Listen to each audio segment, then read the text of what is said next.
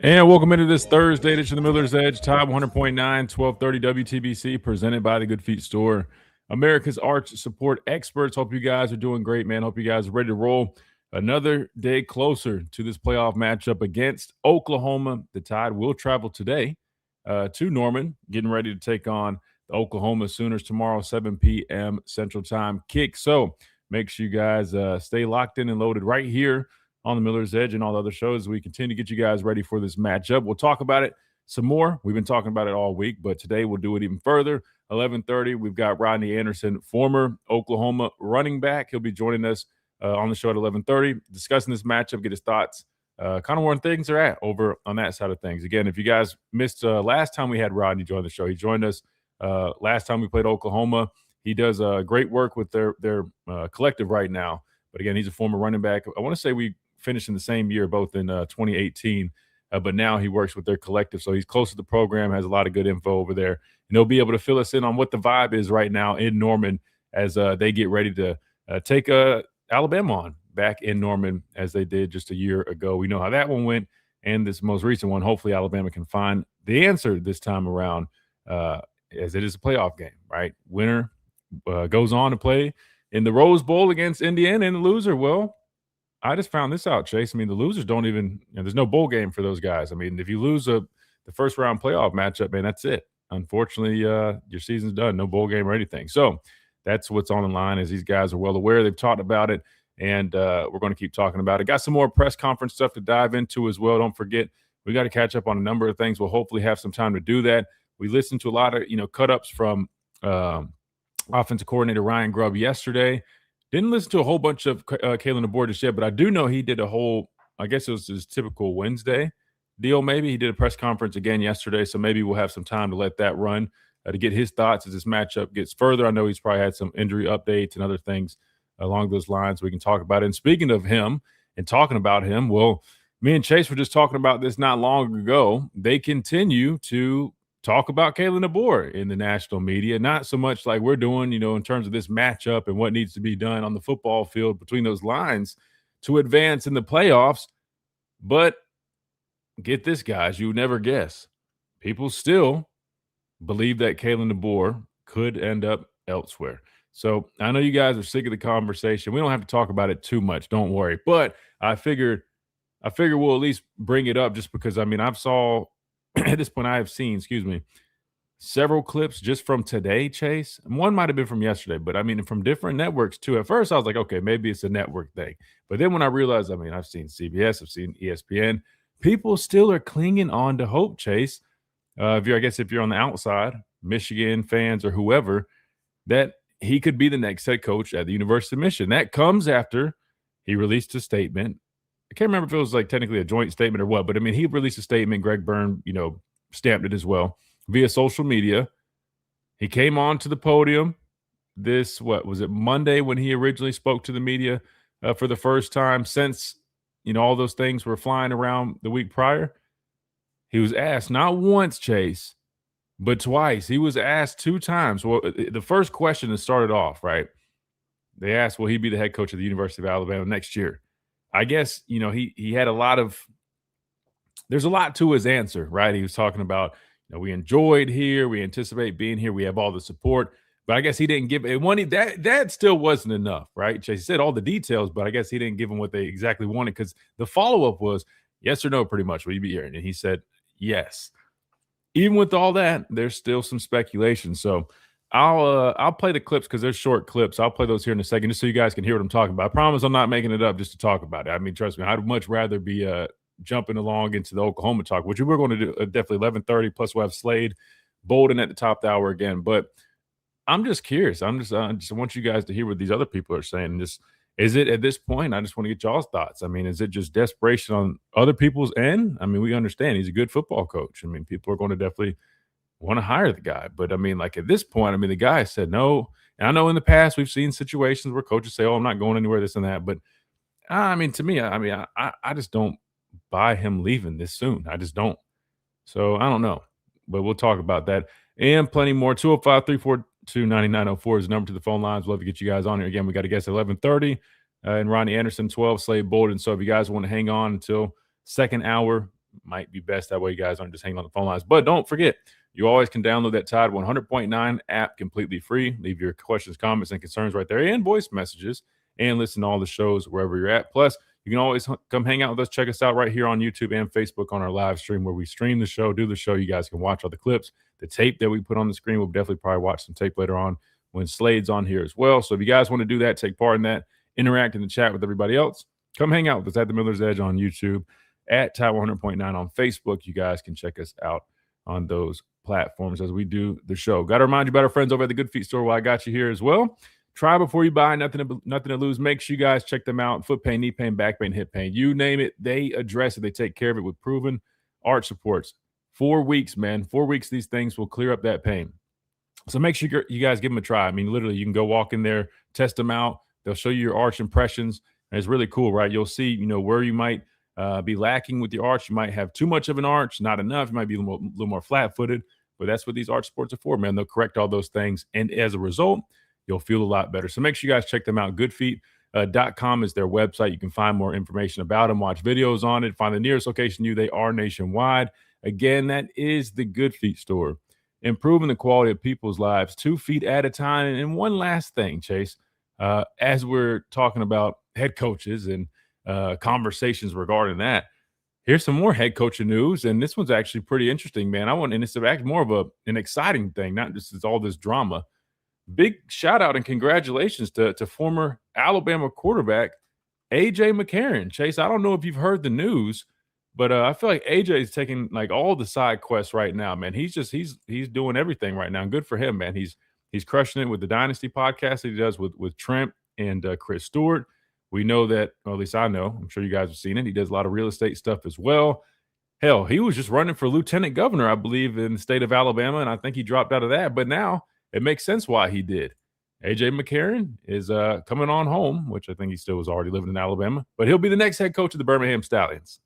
Isn't that kind of crazy? I mean, it's pretty cool, man. So he went from playing in the league. Now, AJ wasn't with the Stallions. He was with, what was it? Was it St. Louis? I think it was the Battlehawks. Yeah, it was. Yeah, and he did a good job with them. And now he's taking over and pursuing coaching. So who knows, man? Hell, with all this head coaching talk and, is somebody going to stay? Is he going to go? AJ is getting his coaching career started. I'm not sure if he coached before this, maybe just high school or something helping out. I don't think so, not to my knowledge. But hell, maybe we'll see AJ McCarron putting on the headset here in Tuscaloosa down the road. That'd be kind of cool, man. Bringing him back home. I mean, I think he's going to make a great coach. I mean, smart dude, really good football player, and I think he knows X's and O's extremely well. And he comes off to me as like when you play the quarterback position, you're a natural leader. So I think all those qualities will translate to being a good football coach. And a heck of a start, too. I mean, a lot of guys normally start on the high school level or they're like a GA for a school. But, hell, he's the head coach for the freaking Birmingham Stallions, man. I mean, that's big time. Good deal, man. So shout out to AJ for getting that gig. And you guys can check out all those games, right there, Birmingham and where they play. They've been doing a nice job over the last couple of years kind of growing it, and hopefully it continues on that trend. We got to hit a timeout when we come back. We'll dive into a little bit of these rumblings and mumblings that have been going on regarding our head coach. And then at 11:30, we'll get our guest on here, Rodney Anderson, and talk some Alabama-Oklahoma matchup, get the vibes going on over in Norman, kind of get his thoughts on things from where he's at, working closely with that team, kind of how they're feeling, what the deal is with those guys going in this matchup. That way, we got a little inside intel beyond enemy territory, whatever you want to call. We'll do that here in a minute, right here on the Miller's Edge, Top 100.9, 1230 WTBC. Quick timeout. We'll be right back.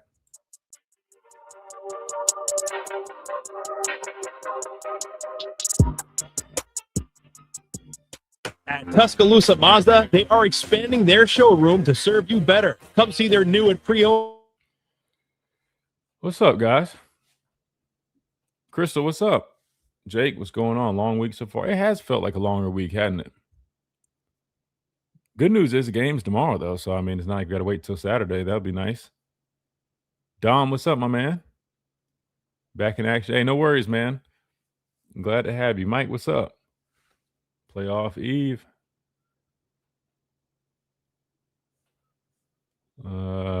Dang, Ricky's jumping the gun. Ricky, I mean, I guess we could do predictions today. I was going to save it for tomorrow because we'll have time to do the show before the game. But Ricky's going 24-14. Kenji, what's up? Phil, what's up? Yeah, we got our like monitor Dom already on it, man. If you guys have it, man, hit that like button real quick as we jump into things here in a second. Let me pull up these clips, by the way, that I was talking about. Carlos, what's up, man? Taylor, what's going on? Kalen needs to be competitive in this game, in my opinion. Hey, that's a good talking point. We definitely talk about that. That's kind of, I mean, it goes along the theme of all this stuff that everybody's talking about. So we'll definitely bring that up. Just need something to talk about. That man can only say no so many times at this point. The conversation becomes pointless. Yeah, I mean, they were digging into, I mean, even like his response. Let me just pull it up because that way you guys can see it. I mean, they were, well, I mean, it took him a long time just to say no. I mean, look, if you're trying to really find something, like, sure, I guess I could see somebody like saying, like, yeah, you know, he didn't initially just say, yes, I will be the head coach. Like, but I think he was trying to go out his way and explain, like, the I guess a lot of the things that people were saying weren't the case. So I think that's why it seemed like he was kind of not going around, but just trying to go deep into the detail of it. I didn't hear it like, oh, he's trying to just beat around the bush. Let me pull these up for you guys, though. Chase, do you still have Rodney's contact, or you need me to send it over to you?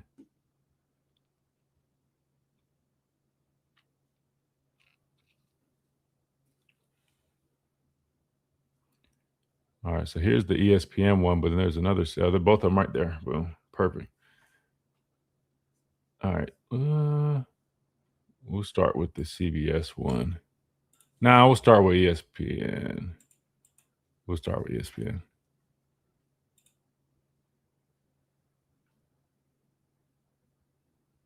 Okay, bet. Yeah, I'll send that contact over to you real quick. How y'all think AJ's going to do as a head coach of the Stallions, man? I think he's going to do pretty good. One step closer to getting back at Bama. That would be kind of cool to see him here at some point, man. I mean, head coach is your first opportunity of a what's the league called, man, now? Because it was USFL, but then they merged with the XFL, right? Is it just called the UFL now? I feel like the play has been getting a lot better too. Paul's talking crazy over Coach DeBoer's response. Oh, damn, we need to find that too. Yeah, I think people at this point are just reading so deep into it. I mean, I get it. That's part of the media, man, just having stuff to talk about. But I don't think Feinbaum's on this clip. This was with like Stephen A. and Josh Pate, but I can try to find that one too.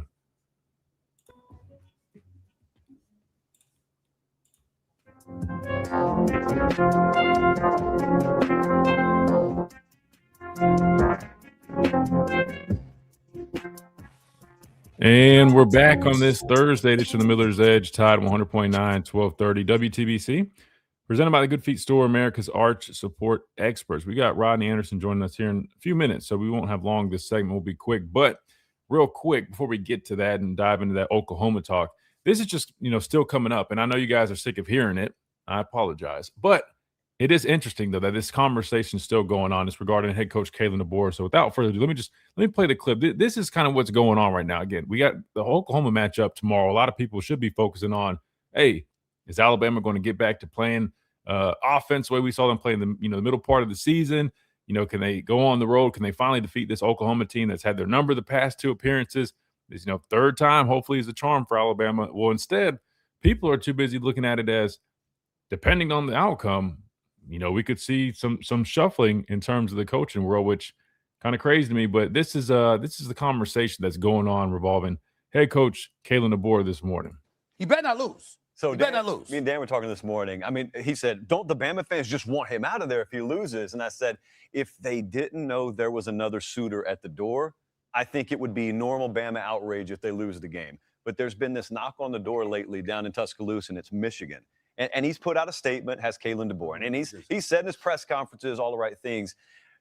I'm really fascinated. If they win this game, it's a moot point. If they lose this game, I'm really fascinated to see what talk radio, what message boards, what Bama Twitter looks like. Because normally it would just be a huge bonfire. What would you say if Kalen DeBoer loses this game? I'd say if they don't show up, then I think the guardrails are off and the car just kind of went down the cliff. And I don't really think there's a way to properly contextualize what you would feel like until you see it. If they lose a close game, it's like you're still building your roster, whatever. But I'm telling you, the Bama fans, there's this thing mentally, and they know the Michigan job is still there. Yeah. And he has not sat down at a table, looked at a piece of paper with his offer on it and said, no. Yet. And so if he loses, on one hand, you want to criticize. On the other hand, there's this voice in the back of your mind telling you might want to hold off on that. So you're almost saying that they may have to, in some way, placate toward him or be a little more gentle because there is somewhere that he has the possibility of going? I'm telling you, you got a big argument happening in your kitchen right now, and it's you and it's your significant other, and there is someone on the front door who would gladly take her. And so you just got to be careful how much you raise your That's kind of a crazy comparison, but hey, I mean, I get where Pay's going. But let me ask you guys this real quick. Chase, I'll start with you, and I'll let our chat respond, man. Like, what are you guys thinking when you're hearing this? Because I thought we shut all this down a few days ago. I mean, this was this morning on ESPN. They're talking about it, and listen, that's Josh Pate, he just was on our show. What I mean, 2 days ago, right? Not even, and he said without a doubt he felt Kalen DeBoer was staying at Alabama, and he felt strongly about it. But then, I mean, today he's kind of just saying, I don't think that's changed, but I think he's just saying, hey, the door is not fully closed. Chase, how are you interpreting this, man? Because like on one end, like when I hear him, I'm like, I hear what he's saying somewhat, but on the other end, I'm like, I still just don't think, because listen, it takes two to tango. We all know, like, that's why we said, like, Michigan was going to have Kalen DeBoer as their prime candidate. We know that, just like Penn State. Like, any of these big-time programs, they want a worthy candidate, somebody that they feel confident that they can hire, and he's going to have a good chance of being successful, right? Kalen DeBoer is probably the top guy right now, because if you look at some of the other big-time candidates or these big names in college football, you're not moving those guys. You're not moving Dan, Lanning, Kirby Smart, even maybe Sarkisian. I guess the way they had a season this year, maybe he's a little bit more movable. But you get what I'm saying. Those names aren't. But Coach DeBoer, he's only been here just now 2 years, right? So it's kind of like he's probably one of the more movable guys, maybe. At least that's the way it seems. I wouldn't say he is, but that's the perception. People perceive that he is. I just think it's crazy that people still kind of like, hey, man, well, depending on how it goes. Because in my mind, Chase, knowing Coach DeBoer, and just like we talked about with Chris Lowe, that's not in his DNA, in my opinion, to just be ready to roll that quick. I just don't think the same guy that took the Alabama football head coaching job after Coach Saban would be willing to just leave, before he even finished his second year, I guess, or right as he finished his second year. To me, that just doesn't add up. Does that make sense, Chase? And then the other part to that is Michigan is, and I mean, I use the word reputable because right now they're not reputable, but it's a storied program. It's historically Michigan University. We know, I mean, it's a University of Michigan, whatever it is. I mean, it's a good program if you subtract the stuff going on, but that's the problem. They've got all the stuff going on. Why would you want to leave here? Like, yes, there's pressure here, but just like we talked about with everybody else, I mean, there's going to be pressure there. And on top of just the pressure of having success, you're dealing with the pressure mounting from all the scandals and things going on. Chase, I mean, what do you think about that real quick before we hit this timeout? It's gotten to a point where they're just trying to find anything and everything to create anything within this area. Literally, he said it twice, like back to back to formidable reporters that cover Alabama football daily, and they talk behind the scenes. And you could see Kalen DeBoer's reaction to these questions. He's like, "Can you leave me alone? I have a game to prepare." Exactly. But I think it's nonsense. I think for Alabama fans, you have nothing to worry about. This will not be on my bingo card if he ever pulls this move, because he is where he needs to be. I'll say that. But if he does, Oklahoma. Exactly. No, that's most important. But listen, Chase, if this ends up being one of those things where it's the okie doke or something, and I wouldn't even think it was that. Like, if something, I don't think it does. Say something did happen, I don't think it was I think it would be just maybe as things progressed or you know what I'm saying? I don't think he would have just sat at that podium and just said that if he really, you know what I'm saying? But that I'm just saying, if something did, oh man, there would be all type of madness going on, but I don't think it does. I don't think it happens. We got to hit a timeout. We're going to talk some Alabama, Oklahoma when we come back with Rodney Anderson, former Oklahoma running back. But we'll dive back into some of this conversation a little bit later because it is kind of interesting. I know it's gossip, but hey, man, it's the word on the street right now. So we'll talk about it right here on the Miller's Edge, Tide 100.9, 1230, WTBC.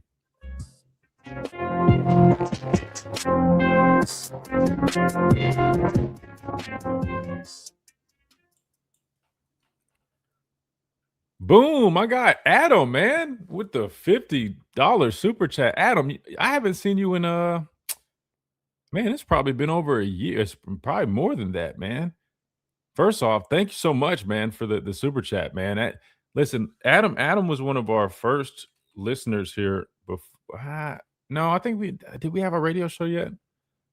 I just remember Adam was one of our big listeners back when we were doing our podcast, like initially just on here and doing some like post game stuff. I can't remember if it was before or after me and my dad started doing the actual radio show side of things. So Adam's been a long time supporter of the show, man. But we had stopped posting on here, so I hadn't seen Adam in a while. And boom, Adam pops back up with the $50 super chat. So number one, man, thank you so much for the support, man. Definitely, we appreciate it. And like I tell everybody, man, all the support here for the show goes right back into it. So that's, equipment, working on more guests, all the streaming service stuff like that, more content to be put out for you guys. So thank you guys so much for all y'all's, support and contributions, man. That definitely helps us out here to make the product even better. But too, man, great to have you back, man. I know it's been a long time, so hope everything's been well with you, bro. Man, that's awesome, man. We appreciate that. Let's see what you guys thought of. Oh, sorry. Let me read the question. My bad. Let me answer the question, Adam. Christian, Oklahoma brings pressure from everywhere and disguises it well. You're absolutely right about that. What's the adjustments Alabama's offense has to make to deal with the pressure and give Tide time? Well, great question, man, because I'll be honest with you. That, to me, is going to be probably one of the biggest factors in this game, without a doubt. How we can handle that pressure. If you go back and look, we talked a little bit about this yesterday, man. Like, the back half of the season, not only have we struggled, but if you look at it, some of it has been, impacted by what defenses are doing, and that's bringing a lot of pressure, whether it's Auburn, LSU, Oklahoma, Georgia, man. If you go back and watch our last 4 or 5 games, teams have brought a lot of heat, and that's led to a lot of things being sped up, bad decisions, some turnovers, right? So to answer your question, in terms of picking it up, well, I mean, listen, it's really about execution, and it starts with communication, right? And it's tough because they're going to show you looks. They're going to show, guys mugged up in these gaps. They might drop. I mean, that's the point of a simulated pressure, right? And when we say simulated pressure, that's when, they're disguised and they're showing 6, 7 guys in line of scrimmage. 2 or 3 of those guys pop or drop out. They're cutting underneath defenders, right? They're getting the zone drops, and then they're only bringing like 4 players, but they got what they wanted because typically what they want to do is they want to mess up the blocking scheme and show that they're coming, but they're really not bringing as much. So that way you think, all right, we're bringing these guys. It's probably I'm throwing it hot, cover 0, this and that, just like they did on the interception the first game. You have guys dropping out. The coverage changes post-snap. So now not only did the guys up front screw up their blocking scheme, the quarterback has a whole different picture post-snap. And typically when you're facing pressure and you think you have one thing and now you have another, if you execute it right defensively, it can cause a lot of issues. So my answer to that would be great communication up front. Be ready that they're going to throw a lot of stuff at you. And then understand, if you need to take a sack, you need to just throw it away quick. That is better than making a bad decision and forcing turnovers, man. So be mindful of that if you're Ty Simpson. I'll talk more about this too in a second. And welcome back into this Thursday edition of the Miller's Edge, Tide 100.9, 1230 WTBC. Presented by the Good Feet Store, America's Arch Support Experts Playoff Day Eve. I guess that's what we can call it. That's what Mike in the chat called it. And then that's what we're going to do. We're going to talk about this playoff matchup. But we'll be joined by former Oklahoma running back Rodney Anderson, who joined us last time. And Rodney, I'm almost thinking, man, maybe it's bad luck to have you on the show because you came on last time and we know what the result was. You guys ended up walking away and stealing one from us. 23-21, bro. Y'all, you know what? I'm not going to use that word stole it from us because y'all didn't steal it. Y'all, listen, I will say this. Let me just say this, Rodney. I respect y'all's defense. I respect Coach Venables. And listen, y'all had a heck of a game plan. Y'all found a way to overcome some of the struggles you guys have offensively by forcing those turnovers, playing fast, playing physical, and making some big plays in the game. So listen, I give credit where credit's due. But tell me, Rod, number one, I hope all is well, bro, and good to have you on here. But two, Ronnie, tell me, just let's go back first. I mean, what was your assessment of that game, how you guys played and how you saw it? Because on our end, you got a lot of people in Alabama then saying, hey, man, we were moving the ball on these guys. We were running. Ty had over 300 yards passing, but it was only the turnovers. And I hear that, but I also will say, those turnovers were forced. I mean, whether those guys punching it out, simulated pressures, showing some looks, getting to something else, leading to a pick six. You guys earned those, so I want to give you guys that credit. What was your initial assessment of just that first matchup between these guys earlier this year? Yeah, I'll be completely honest. And hope you're doing well too, bro. Like, likewise. But yeah, honestly, I was kind of shocked how well y'all are moving the ball on us last time. It was because there's not really a whole lot of teams that have been able to do that, and it was also a little bit surprising because we haven't been just this amazing turnover, finding football team. Even though we are such a great defense, that kind of came later for us in the season. And so, yeah, it was a kind of a grimy win for us. It didn't. A win is a win, and it feels great. But yeah, y'all just kind of ran up and down the field on us a lot more than we would have liked to see. And with the offense that we've got, I think that we're at a point I may have said last time where we're just trying to be serviceable and not turn the ball over and not make mental mistakes. So hopefully we can figure out how to start a little bit faster pace this week or tomorrow, and so that we don't have to worry so much about dang, do we have to get those turnovers? Do we need a big play to turn this thing around? Yeah, no doubt about it. And listen, I'll say this. I mean, we got to go to y'all's place this time around. And we know, I mean, it's, hostile environment, that's tough. And you talk about offensive struggles and, things being a little bit more difficult. Well, I'm sure you guys are going to be bringing the energy. I know last time we played there, some of the guys they've mentioned. Let me ask you this real quick while I just thought about this. The lights. Yeah. We had our receiver mentioned that the light positioning in Norman is a little weird, and it took him some time to adjust, and it kind of threw him off a little bit. Are you familiar with that? Was that something that you've heard before? I've never played in Norman. I played you guys in 2018 down in the Orange Bowl. That was my only time. So I've never been there to experience that. Is that a real thing with the lights? Are they different there in Norman, or is it something you're used to? I mean, I've obviously played in that stadium a bunch of times, and has the ball. I've had balls thrown at me that have crossed paths with the light or have come into the view of the light or whatever. And yeah, I mean, I'm not trying to discount his experience. Maybe it was a little bit different. Maybe they've changed the lights since I've been there. Almost 10 years ago. But to me personally, it was no different than any other time that's happened, or that happens with the sun sometimes. It's frustrating, but I don't think it was a problem that's solely an Oklahoma Stadium problem. But that being said, like I said, it's been some time since I've been in that stadium as a player. Yeah, no, and that's fair. No, I genuinely was just curious because I never even heard of that or thought of it. But he had mentioned. I know a lot of people were just kind of. It was a pretty interesting topic to bring up, and so I was like, let me ask Rodney because I mean he spent plenty of time there. I never, but again, I played defense, so I guess I wasn't really looking to catch passes or really staring up in the sky a whole bunch. So probably a different story then. You mentioned some of those surprises though when you guys did play us, like the turnovers that you guys are able to force. You guys have really good defense, like you said. I mean, you hadn't been, known for all the turnovers necessarily, but that showed up in that last game. Us being able to move the football, that was something that showed up. When you look at this matchup, Ronnie, and I mean, just like I do, I mean, playing a team twice is tough. Where are things at on y'all's end? You guys have also had quite some time to prepare for this game. You work with the collective. You're around those guys. Kind of what's the vibe? I will say we listened to a little bit of Coach Venables, his press conference, and he was very very how would you say it? Maybe like very modest. He was very, very much saying, hey, we know we won last time, but we also understand there's a lot of things that we need to do better. And so he's very humble, and it seems like he's understanding it. It doesn't seem like y'all are just going in like, oh, we beat these guys already. Cool. Seems like there's a lot of respect there. Does that seem about right? Yeah, and I think that is definitely spearheaded by Brent Venables. Coach BV does such a great job of, keeping his guys tethered to the ground, no matter how high things might seem or how good or, how many wins or, where we're headed. He does a great job keeping them tethered to earth and not letting their heads get too big. And, I think they kind of understand the team that they are. They're a defensive team. That's their foundation. Their offense is what it is. And so we need to find the creative ways to put points on the board, creative ways to win and stay ahead in the game.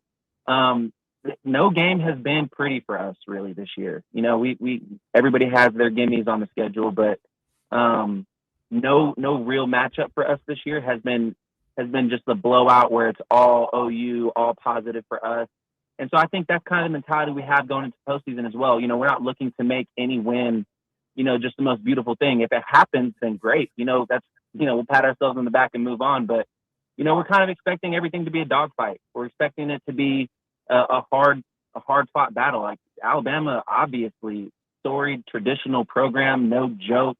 And we're seeing them twice in 1 year. That's a problem for anybody. And so, we're taking it very seriously. Everybody's very focused. And, we are who we are, and we're going to show up and give it our best. That's kind of the feeling I've gotten in the facility this week. We're joined by former Oklahoma and Cincinnati Bengal Rodney Anderson. Hey, Rodney, let me ask you this, because this is something that came up in our chat here on our stream.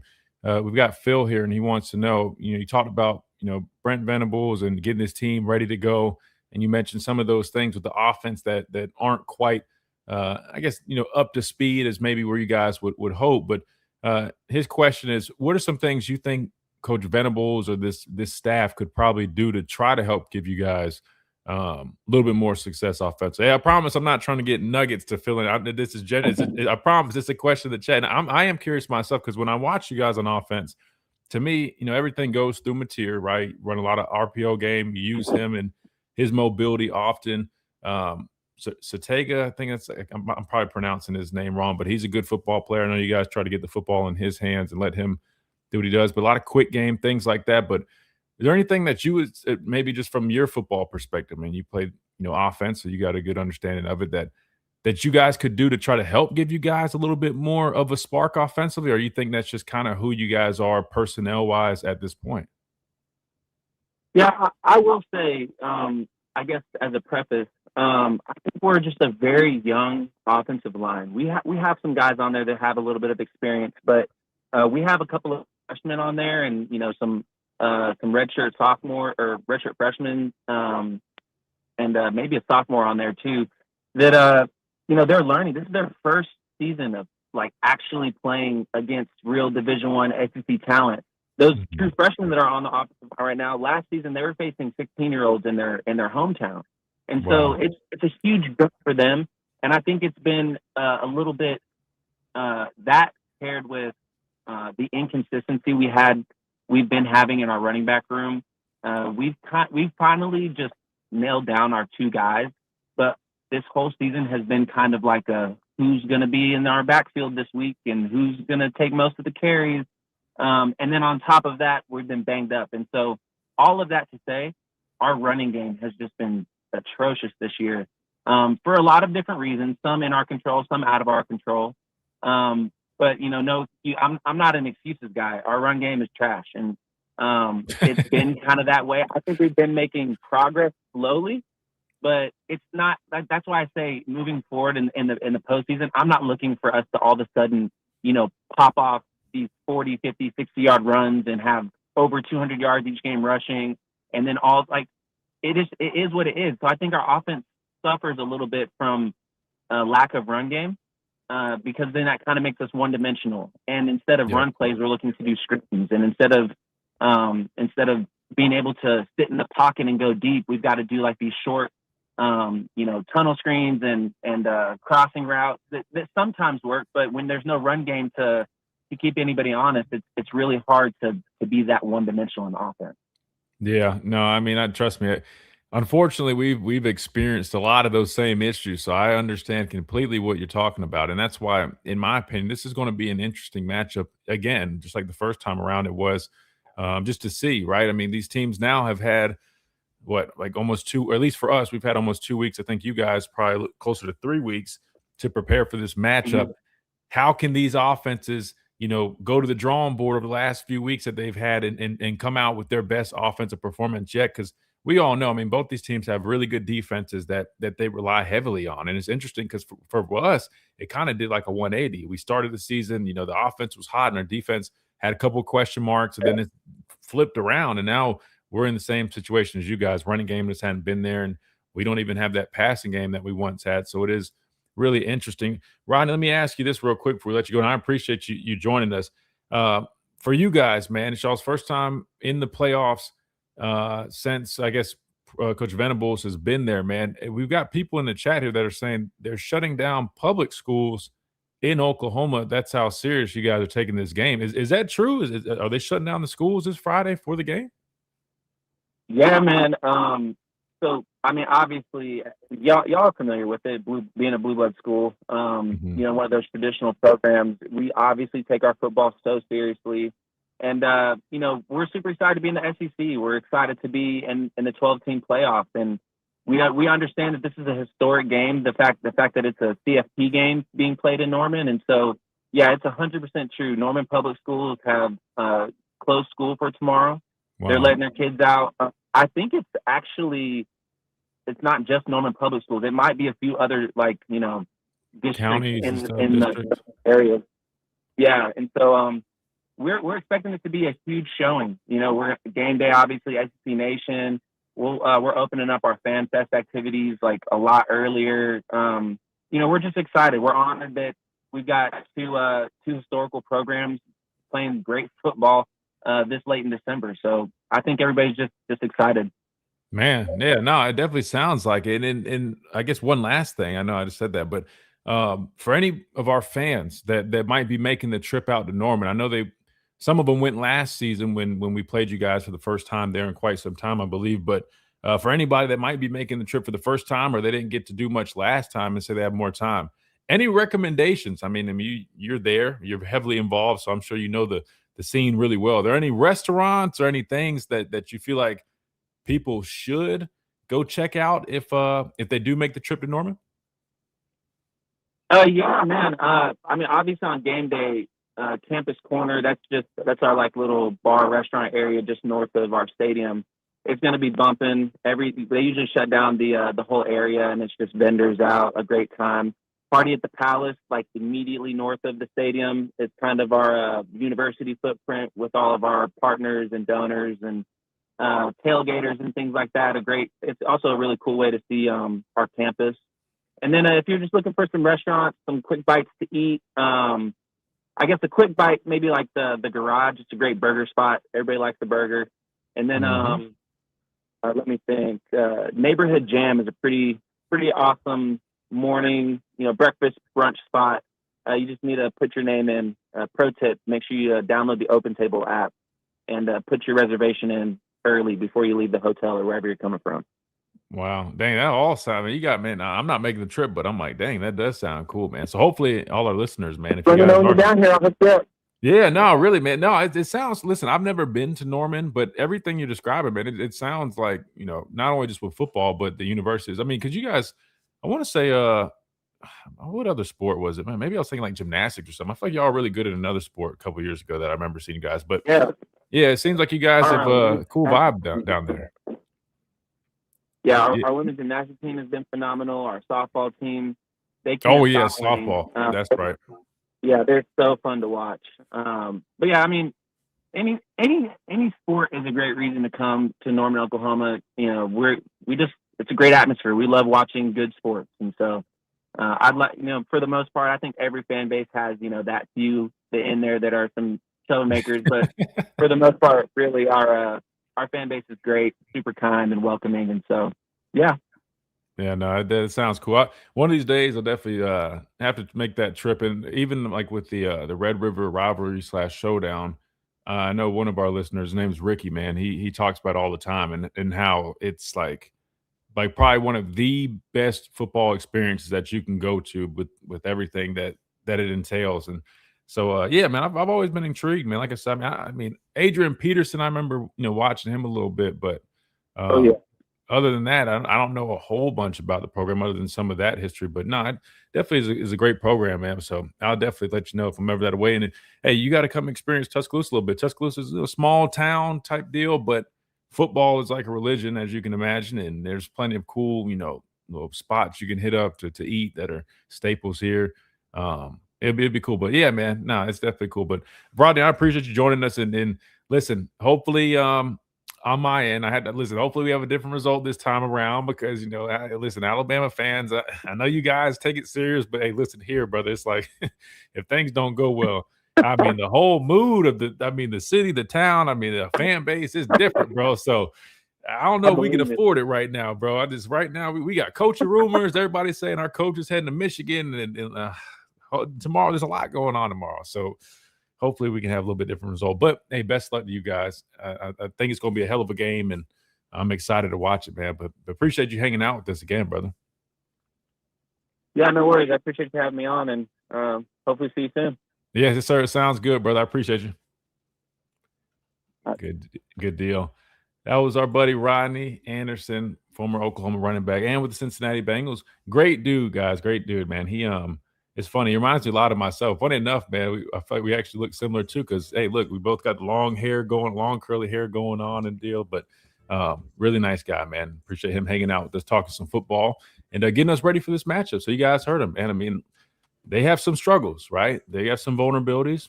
Mostly on the offensive side of things, and we'll see. Can their offense do enough like they did last time to win the football game with the help of their defense? We'll have to see, but hopefully it's a different outcome on our end. We got to hit a timeout when we come back.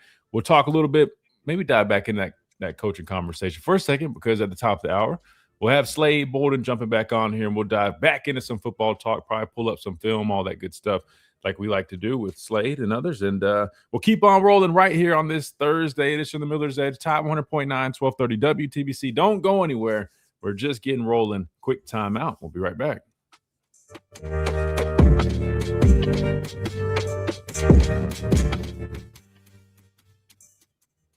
This is Local Austin.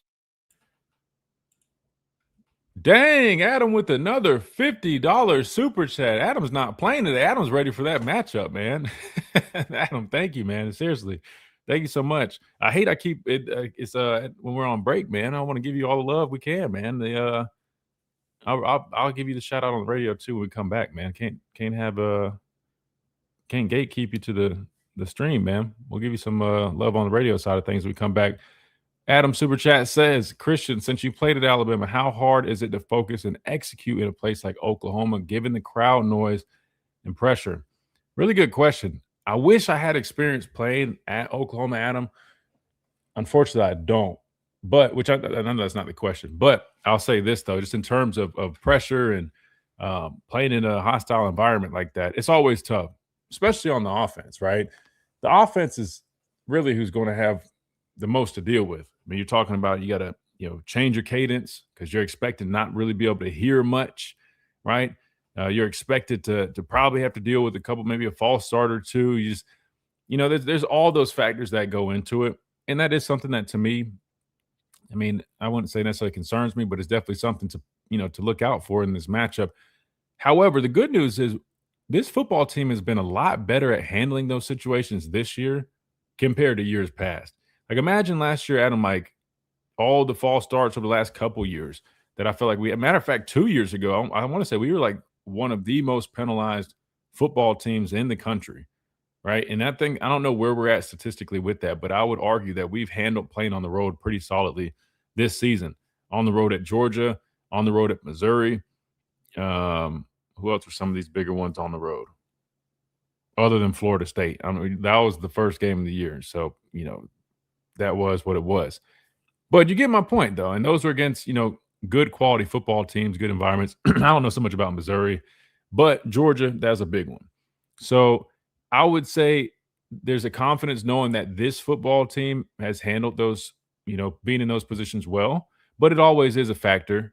Even something that, is as small as maybe even like those guys on the edge having, more cues, right? Like flip it around. Like when we were playing at home and those teams had to come here as a defensive end, you can start trying to pick up on those cadences because a lot of the time they're going off of like I think ours might be like when we're in loud environments, the guard taps the hip of the center for the snap, right? So those are even things you got to pay attention to, right? Because then you're worried about, hey man, and that's why you see some of these false starts because these tackles know that. This is a great question. The progression of it is you've got defenses that they can start trying to time things up. So now you got offensive linemen that are eager because not only are they kind of going off of like their peripheral, there's not really a true like a vocal cadence, right? But then they're worried about these guys anticipating, snaps and jumping it. And you're talking about they have one of the better defensive ends in the conference in R. Mason Thomas, who is, looks like he's going to be available to play. Those can be some things that come up in this game. But we'll have to see, right? You just have to prepare for it your best. Expect that, yes, there could be a couple false starts. There could be a couple of times guys jump snaps. But that's kind of one of the challenges that you face when you play on the road. And you just got to do your best to communicate well and hope guys hold their water and don't get penalties. But oh, we're about to come back here. 1 second. I'll finish.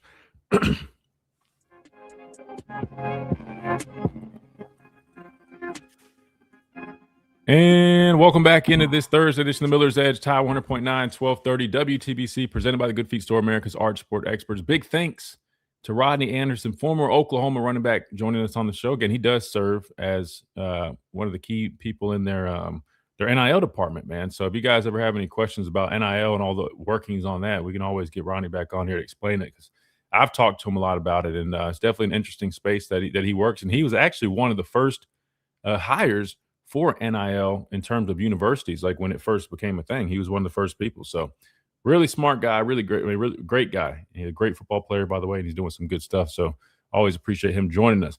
During the break, we were answered a question from our buddy Adam Lamparella, who is a longtime listener of the show, going back to when we first were just doing podcast stuff here on YouTube. And we've got Adam back here in the chat, and he's being extremely generous with the super chats, which we appreciate. But he had asked a really good question about handling the pressure and the crowd noise, which we just talked about with Rodney, right? Talking about how serious they're taking it. I mean, they're closing down schools. It's going to be one of those types of football games.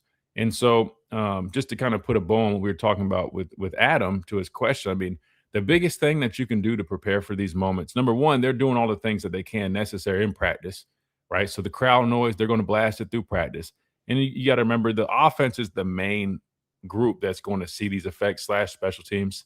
Defense is typically a lot more quiet when you're on the road because they want to give their offense an advantage. But the offense, they'll get some experience in practice, right? That'll help get them ready for it. That way they have time all week to be working on whatever cadence they're going with, which I think with us is typically like, the hip smack by the guard. So they'll work with that, which is good. But then also you just have to understand, man, like at the end of the day, you got to look at it as like an opportunity to be the villain. That's how I've always explained it. That's how I always viewed it. I know it's different because I was on defense, but to me, like it all starts with your mindset. And I think that was one of the biggest things that hindered us a couple of years ago when we were having some struggles on the road, a la Tennessee when we lost that one. And they're talking about the nerves going into that game. I think sometimes, if you overthink something or if you're like stressing about, oh, well, we can't do this or we don't want this to happen, typically you end up playing worse and those things do somewhat end up happening, right? Instead of, taking on that persona like, hey, we know it's a big environment. We know it's going to be loud. But that's what we like to do, right? We like to embrace those challenges. We like to take those things head on, and we take pride in that because that's who we are. Like that was the mindset, like the teams that I played on, like we always felt like that. Like we viewed ourselves like these people are paying money. Of course they're going to see their team. But why are they selling out the arena? Because Alabama's coming to town. So let's give them what they want. They want to show. They want to see who Alabama is and who we really are. All right, let's give it to them. And so we always had that mentality playing on the road. It didn't mean we didn't run into some bumps and in the road and whatnot. Nah, but I think it starts with having the right mentality. And I think these guys are ready for it. You know, all the clips that we've listened to, everybody seemed to be locked in and ready for the challenge. So hopefully that is the case because there will be some adversity. But like we talked about earlier, they've handled it pretty well this season. Hadn't been as many penalties. Guys have been playing, with a lot of juice when on the road. So that's definitely been a good thing. So really good question by Adam right there. Big thanks again for all the contributions, man. Adam's making up for lost time, man. He's been extremely generous. So big thanks to him and all the support that he's given us. All right, we got to hit this top hour break, but don't you guys go anywhere. We're just getting rolling, really, because we got another guest lined up. We got our buddy Slim Slade Bolden joining us now at the top of the hour. When we come back, he'll be on the stream. So if you guys want to tune in and watch that, head on over to YouTube/Facebook, Tide 100.9, YouTube at the Miller's Edge, and you can come hang out with me and Slade as we give our thoughts on this Oklahoma-Alabama playoff matchup tomorrow, 7 p.m. Central Kick, ABC. But first, we'll talk about it right here on the Miller's Edge, Tide 100.9, 1230 WTBC, presented by the Good Feet Store, America's arch support experts. Quick timeout. We'll be right back.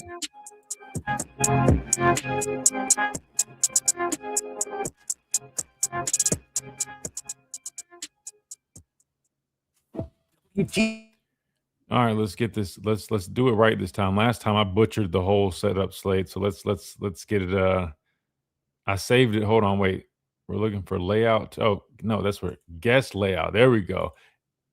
Oh crap! See, it did it again. Hold on, I know what to do. Boom, boom, and boom. And we're see good. myself. There we go. Wait, hold on. Tell me, can you hear the radio? Seahawks in Seattle. Yeah, I can LA wide receiver.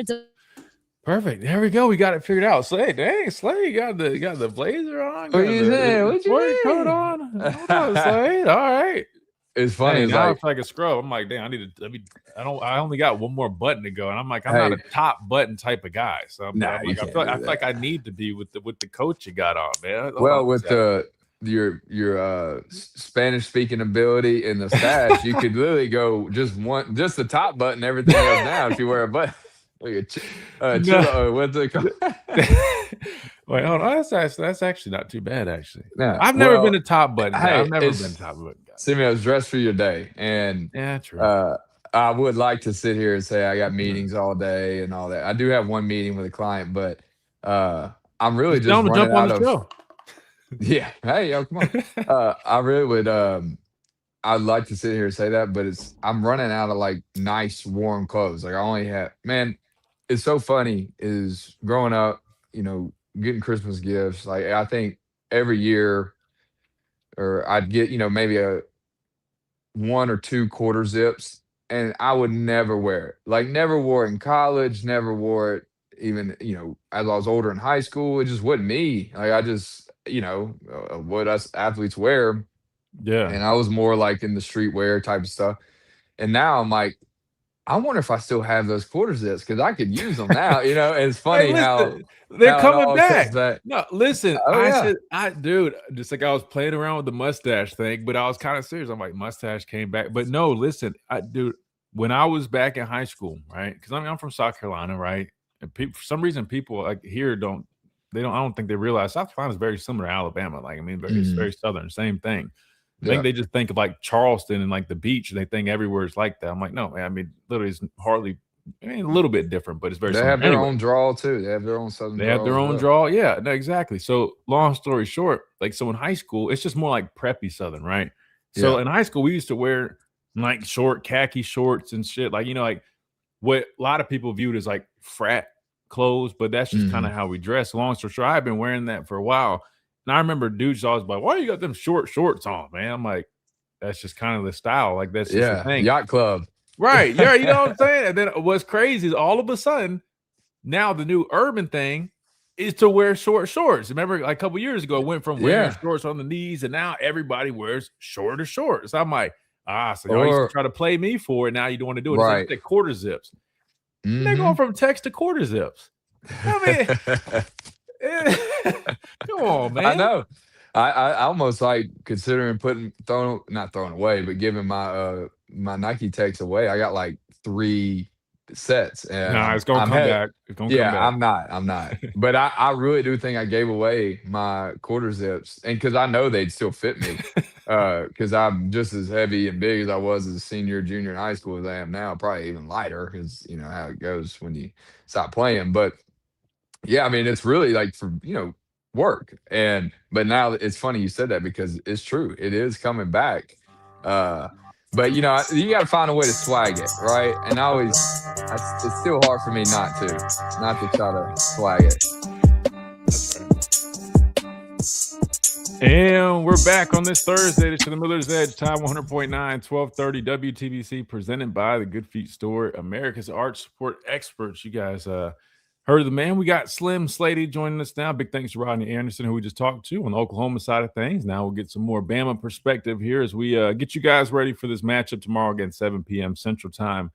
Kick ABC, I believe, is the network where you can watch it. But we got Slim Slady on here. I almost called you Slim. I'm looking a little slim. I need to eat more and work out more. No, dude, that was me for a second because I had like people always. I guess like I have a basketball body type. I've never been like when I was playing. I used to just eat and eat and eat because I had to. But I've got this fast. Yeah, I got a fast metabolism. So now I'm like, why am I going to eat? Calorie after calorie when I don't. I mean, I'm not taking on nobody on the edge right now. Right. Yeah. So, I mean, so people are like, oh, man, you look slim. I'm like, nah, bro. I mean, that's just kind of my natural build. I'm not chugging a 32-ounce protein shake every night like I was doing miserably in Bryant Dorm so I could get on the football field. Well, I'll tell you the first thing, I started losing my ass, and I always thought I had a great one. And I was like, this is my best. Whoa. I'm just saying, like, my pants start to fit a little looser. Oh, I'm like, man. Golly, because I'm not squatting as much. I'm not eating as much. You might be sitting down a little bit more. You know what I mean? But pause, obviously, for the whole conversation, because here comes another pause. C-Mill, you've always been a cut up dude, and you probably, that's genetics. Thank Pops for that one. Being that high metabolism, no matter what you eat. It was funny, like, I would get a question like, who was always like the best athlete or the most like built guy, and I was like, dude. Well, obviously, we played with some guys that just were constantly ripped, just looked like they came out of a lab. But I was like, man, I used to see Terrell Lewis and Trayvon Diggs eat Jack's Chicken and Cane's before practice, like 30 minutes, and go out there, ball out. I mean, if I ate one chicken finger before practice, I'd tear a hammy. And it's just crazy, like the genetic differences and like how it's so much easier. But then again, like you see guys like that, like. Not trying to get on T. Lou or Diggs, but they've had injuries and stuff. Like obviously, no matter how genetically gifted you are, or blessed by the good Lord, like you still gotta treat your body. It's a temple. You gotta eat right. You gotta continue to train and work hard because those things will catch up to you. Under the hood, there's probably some things that like, but it's crazy you mentioned that, and like for our listeners. So like across from the practice field, there's the restaurant Jack's. So like, meeting started at 2:00. So, you get done at class like 12:15. If you're procrastinating, the bus is taking a minute or you're just walking or whatever, you're running kind of late, you have an 8. Like we had a dining hall, but sometimes, man, man, that Jack smells kind of good. I don't have much time. I'm gonna swing. I used to do it too. I was guilty of it. I would grab a quick strip meal real quick, and I'd be eating my Jacks, man. But you're right. On the practice field, I wouldn't feel great. But I used to have a bad habit, like because meetings, it was hard for me to stay up sometimes. So I had a habit of I used to chew tobacco. That used to kind of help me stay up. I thought it did, but when you come down from it, like I put the dip in, and I would have this boost of energy. I'm like locked in, and then like 15, 20 minutes later, man, I'm like, I started kind of relaxing a little bit. The next thing I know, I'm like, so I had to stop doing that because I was drinking, dude. It was bad. I at one point had a diet of Mountain Dew, Copenhagen in the meeting room, then go out and try to go practice football at the University of Alabama. And it was terrible. I had surprised your white pants didn't turn brown with that combination. I mean, that's just asking for some BGs right there. Yeah, it wasn't ideal. But like I said, I didn't always do the two. But if I was real tired, I was like, I'm getting Mountain Dew. I'm gonna sneak up there because remember we used to have that door from the team meeting room that went straight to the. I don't even know if maybe you don't remember that. I think you do though. But it would go straight to like what area was that coaching area right before they changed everything up. And I used to go sneak me a little Mountain Dew sometimes, help keep me up. But yeah, Yeah. that's a bad habit. So don't Hey, definitely I don't do it. gained a bad habit. I wouldn't even call it bad, but I started doing Zens. And it's funny, real Like quick, and everybody loves that. we'll get into the Bama talk. But I remember when I was getting ready for the UFL, I was like, hey, I'm gonna, not drink. I'm gonna eat right. I'm gonna stop down. I'm gonna be as in the best shape as I can. So I went without like putting any nicotine for 4 weeks straight. And when I tell you, when I sat my butt down that first meeting, I Mm. looked to my left and right, and I started asking, "Hey, anybody got Zen?" It just like was like a natural instinct Yeah, that it's I'm sitting in the habitual. meeting room. I need it because it does help with focus and memory, and obviously can kind of boost a little energy. Yeah, no, Uh, it does. Now, Not it does. Copenhagen dip may not be too good for your gums and lips Yeah, there yeah, and and teeth. that's why I don't do it anymore. I quit the That's that can, but South Carolina in you, baby. yeah, I started when I was 16, man. I mean, Mm. I'm an outdoorsman, so like it just became anytime I'm fishing, hunting, in a meeting room, it was like, man, I had to have a can on me. It was Hey, a God, man, that brings back some memories, man. I'm not anyway. Yeah, I yeah, need to you're talking about the revisit that. Miller's Edge. That was your edge right there. Yeah, Take that the was edge my off. edge, man. That was my little vice, man. When I was stressed out about football, man. Just chew me some Uh-huh. Copenhagen. Everything was all good. All right. First, we got to hit this. We got a super chat from Superfly. Superfly, appreciate the super chat, man. He says, "What's up, Bama family? Time for us to roll into Norman and get our get back. Then we move on to the Rose Bowl and take on the Hoosiers. 24-17 Bama roll tide roll." That's what Fly had to say with the super chat. Big thanks for that. Seriously, always thank you, all you guys, for all the support here. Slay, let's talk about it. Superfly brought it up. Rolling into Norman, Oklahoma. Team leaves today. The game will be taking place tomorrow. Looks like Superfly's got it close, 24-17, man. What's your vibe right now in the game? I know we talked a couple days ago, but I'm sure you had some time to kind of process some things. I mean, 24-17, I think that's kind of a in-line score with when you look at Yeah, two teams with really good defenses, some offenses that have been a little sluggish. right. And I think there's two different ways of looking at this, and I think both Oklahoma and us, Alabama, have like what we depend on a certain thing, right? I think Oklahoma depends on their defense when it comes to getting turnovers. Depending on them to put them in better situations so that the offense can capitalize on it. And Yep. I think that's where our defense is going to step up, honestly, and do a better job of containing their offense, even if their defense puts them in a better situation. So that's where I do think like it's going to be a low scoring game for Oklahoma on the offensive side of ball. 17 is what I'm hoping. It would be the max potential points they score, but I could see it being 10 or 13. Now, flip that, right? I think we've obviously depended on our passing game a lot too much over the last 5 or 6 games. Uh, they have a great run defense. They might be getting their best run defender back for this game. Obviously, we still got some guys out, but I think like what we talked about last time or Tuesday when I hopped on the show is uh, that kind of talking about Ryan Williams and how being able to get him the ball in different ways and just letting his ability take over different things of that nature. I think that is going to be super important to our success as a run team because like we've talked about before, you can run the ball essentially in so many different ways.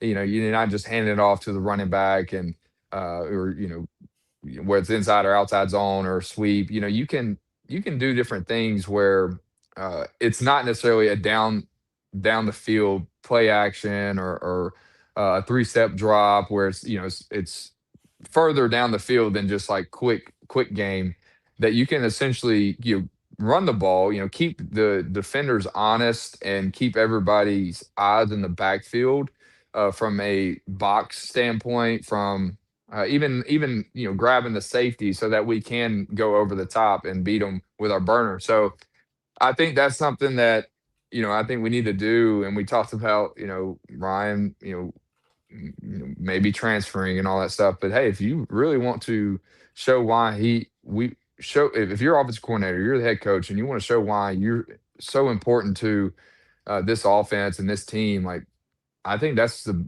best opportunity in this game is to get him balls like he did a couple times with just like behind behind the play little screen routes or quick throws. We call them now routes, or even like end arounds, all these different things. And I think Grubb does dial up some good misdirection plays, getting those guys like Jeremy and Ryan the ball. But yeah, I think that's a really good key point for us. Obviously, I can't speak on Oklahoma as much. I don't know their offense and what kind of how they compare to each other from offense and defense, other than they do depend on their defense a lot. But I do think that's something that we can do to possibly disrupt that Oklahoma's run stopping scheme. Yeah, no, I agree. I mean, even this, I finally got the tape back. I couldn't find these for a minute. Now I found them, but I think like little things like this, like could help us, right? Just move the football down the field. I mean, you see, and this is a common design that we've seen a lot of, right? Because we've liked to have this would be 7-man protection technically, at least briefly, right before these guys end up getting out. But you've got Cuevas to the field and you've got Jam up top. They're both kind of in that like U spot, right in that C area, providing a chip, and they get out late. To me, kind of just going back to even just taking what the defense gives you, like right here. Yeah. To me, this is late. And it's interesting because it looks like Ty's reading, deep to short in this situation. To me, you see them playing this type of zone right here. It looks like some form of maybe quarters coverage or whatnot. Yeah. I mean, just dump it off real quick. By the get time, a nice 5 to 7 yard gain. I mean, guaranteed 5 that's a yards. good run. He breaks that tackle. Yeah, I mean, that's a big. But instead, I mean, we wait till the last minute to try to go there. And now they've already gelled to their players, and now we're just trying to scramble. Ends up being a sack. These are little things like just watching this play. Like this is where I think Ty could be better. And these little details would help him out tremendously. Because instead of us dumping it off real quick, just take the quick flat to jam. Instead, we hold the ball, trying to get these long developing concepts down here, which they're in some type of quarters which really, I mean, they got 5 deep defenders. There's nowhere to go. There's really nowhere to go with the ball. And now it's too late because you decide to hold it. And maybe you could fit it up top to the deep hinge or curl route there. But you still got that guy in that window. And look, obviously, we could sit here and we can sit here and be couch quarterbacks and you should have done this and that. It is different. Obviously, you got defenders Clean coming pocket. at you. It is a clean pocket, and that is kind of the one I guess issue with this play that from Ty's perspective is maybe this was at a time where he was trying to do too much and putting too much pressure on himself to make plays that are more explosive instead of just taking what they give you, right? And and that's the thing is, and if you're not going that was to third down too, by the way. I didn't mean to cut you off, but no, you're good. I mean, I wanted to look at that. That's third down, son. I guess maybe that was a thought process there. Maybe you don't want to dump it under the stick, though. Just to throw that out there, but still, though, to me, I don't know. I would just let it fight another day. I mean, even if you don't get the first down, I mean, it's still positive yardage. And okay, how can we clean this up? Let's get back. Let's get on the bench. Let's look at the film. Let's see how we can potentially execute this play better if we run it again, or what's a better play to execute against this coverage. Yeah. Another thing, and you see it on this play, man, that I think needs to be better in this game. And Adam asked a great question earlier about protection and stuff like that. If you go back to the first time we played, I think it was 4 total sacks, and I think 2 of them came from 10. Kip Lewis, I believe his name is. I mean, really good player. And the way they utilize him, man, I mean, they're blitzing him, they're bringing him from different spots, and he does a good job with that. You see some guys you'll call blitzes, and some guys are dancing around backs or this and that. Like, nah, you got to get home. You got to go. And that's what he does a good job of. And you see here, we end up giving up a sack. I mean, he just works a quick little swipe, chop, whatever you want to call it here. He doesn't even go through the back. Just goes around him, ends up, sacking Ty right there. That's got to be better. Really, like we talked about the protection. I mean, I think they just slid all the way to the right on that one, but protection hadn't been terrible. I mean, actually, it's been decent. I think it's always just like one guy, and as well as I do in football, it only takes one guy not doing their job or not doing it good enough to not execute and it being a negative play. And I think that's what we just saw there. Yeah, and one miscommunication. And also, Ty's got to have that internal clock, right? Okay, he's, if you run at 1, 2, 3, hitch, okay, that's 3 seconds. I need to have the ball out now. Okay, if the ball is not out, look at this lane. and I'm not, and this is split second decision. It's so hard to sit here and, if I was Ty, it's hard to sit here and say, oh, I could have done this or that. Sitting here looking at it, watching the No, but film, no, I we mean, could sit but here, you know how it is. Yeah, but no, it ain't criticizing. No, we're just yeah, watching the but tape and what hey, the coaches this are telling. is, yeah, exactly. And if I was his coach, I'd be like, look, you go on that third step and that hitch, and the ball's not out. Look at this lane to the left, right? Yeah. Use your feet. Obviously, if he hitched and he's gone, right Mm. there. Okay, I'm not obviously I'm not making a decision to throw the ball down the field. No one's open or whatever. My read is not what I want it to be. That's when you take off and you scamper over here to the left. And I think you get a positive gain out of that. He can use his feet, and that's what the Yeah. thing is. Trusting his ability, trusting his instincts. Uh, he is a great player, and I know people were kind of bashing him a little bit, and it is what it is. When you're doing great, they love you. When you're not, they hate you. It is what it is. Been there before. I know you have to, but you got to look. You got to do some self-reflecting. You look in the mirror. It's like, okay, how can I be better? Man, just trust your instincts. You're a great player. Just don't make any second guesses. Just go Yeah. out there, have fun, play fast, and then, for instance, on this example, use my ability. Take off. Exactly. And you can tell, I mean, his read, he's trying to hit that dig, that deep end right there by Ryan. And Yeah. I get it because we've had earlier on in the year, remember how many times we attacked the middle Oh, part of yeah. the field with these concepts? And I mean, they were big explosive plays for us. And listen, at the end of the day, I mean, yes, we're talking about Ty having that lane, and I think he definitely needs to be ready to take off and scramble more. And you're 100% right. But if we get to go in order, this is Jam's fault, right? If Mhm. Jam picks up that block, right? We all know. I mean, he probably does have enough time. Not probably, he does. I mean, look at the wall this guys create right Yeah. there. He could probably squeeze, and if not, you're right. He doesn't have that guy right on his heels, and he could scramble and pick up some more yards. And the reason I'm glad we're watching this and can do this is because everybody always asks, like, hey, so what are the answers for the offense? They're asking Grubb that. Hell, they come on and ask me that. And the good news about tape is it shows you everything.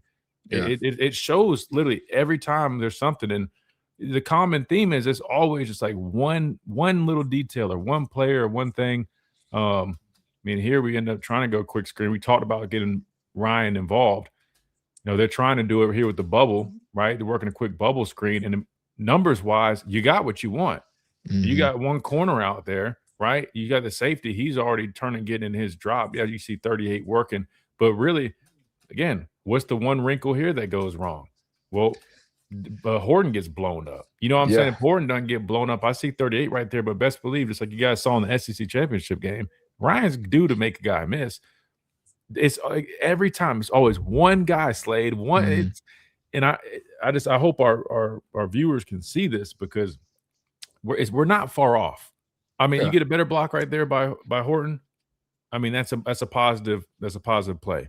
If Jam gets a better block on that blitz, positive play. So I mean, more you watch this, I think you should feel confident. Like if this offense can just get these small details, which they talked about going back and working on those small fundamentals, they just have to Mhm. put it all together on game day. Because if they do that, I mean, we got good players, right? I mean, Yeah. the players are There's no there. question. Yeah, Mhm. they just got to put it all together.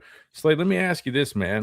When you look at, I don't even know if you've even heard all this news. I wanted to get your thoughts on it because we brought it up earlier, just real quick, not to jump away from football. But are you still hearing the noise about Kalen DeBoer potentially having that door open? I mean, we just played a clip earlier on ESPN, and they're saying, hey, well, as long as the longer that Michigan job sits open, the more of a possibility, not more of a possibility, but the more there is still some little, I guess, chance that he Mm. could end up, a place like that. You got any thoughts on that? I'm just curious if you've heard all that. I mean, obviously, yeah, there was, what was it, last weekend? There's a lot going on about that, a lot of buzz. This is as but- recent as this morning. It's back Yeah. again. Yeah, it's back again, right? And that's the thing. I thought, I saw Kalen DeBoer kind of, I guess, answer that question in an interview. And Did I you know think he tweeted. you think It he didn't was sound too convincing in a way of like, hey, like, I love this place. This is where I want to be. I want to win a national championship here. It wouldn't. He did say like my family loves being here, which, look, obviously I don't know what Kalen DeBoer's thinking. The only thing that would, for me, I've heard that was his dream job. Even before he came to Bama, I've heard Wait, that what was his dream job? Michigan. Wait, where'd you hear that at? Just rumors, baby. Resources. It was one of my buddies. Insider Slade. No, I just hear what comes to me, and look, my buddy could be wrong. There's obviously I hadn't heard that one yet. Yeah, you never know, but I just think the only reason he would leave, to be honest, is if he's not.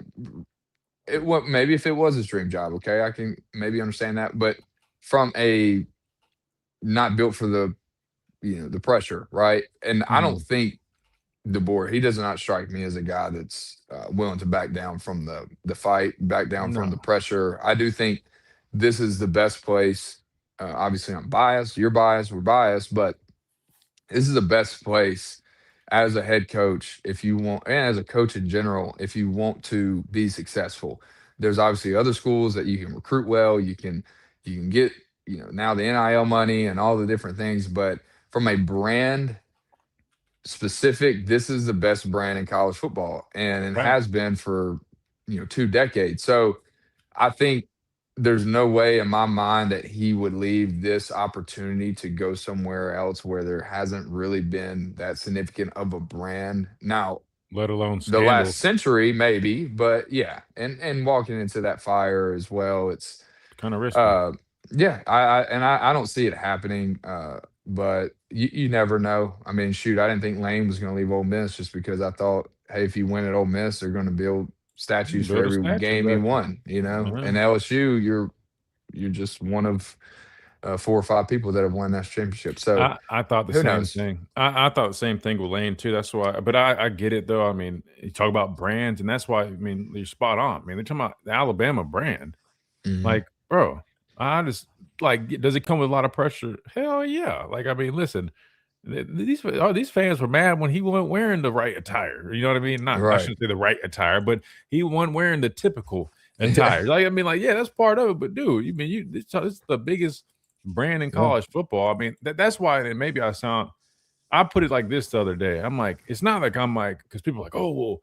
Because I just mentioned like the extension part thing. And I just was saying, if you're Alabama, you do want to be mindful of, like, you don't want to bury yourself. Like, as much as we love Coach DeBoer, like, you still don't want to bury yourself where, for whatever reason, something doesn't go great. You're sitting there with the buyout's like $60 million now.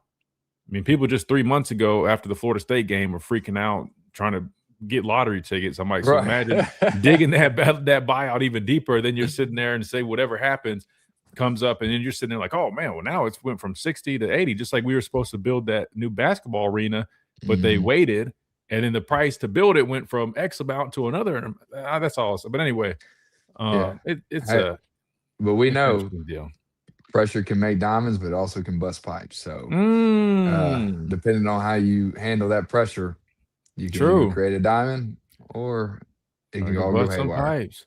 It could. I mean, listen, it could definitely bust some pipes. Real quick, because I know you got a couple minutes, Slade. Tell me, like, even like on this, the more we're watching this again, I'll be honest, I guess I saw some of this, but now, I mean, just going through each play, I feel like it seems to me like Ty reads a lot of things deep to short. Now, or high to low. High to low, I should say. Excuse me, high to low. Thank you.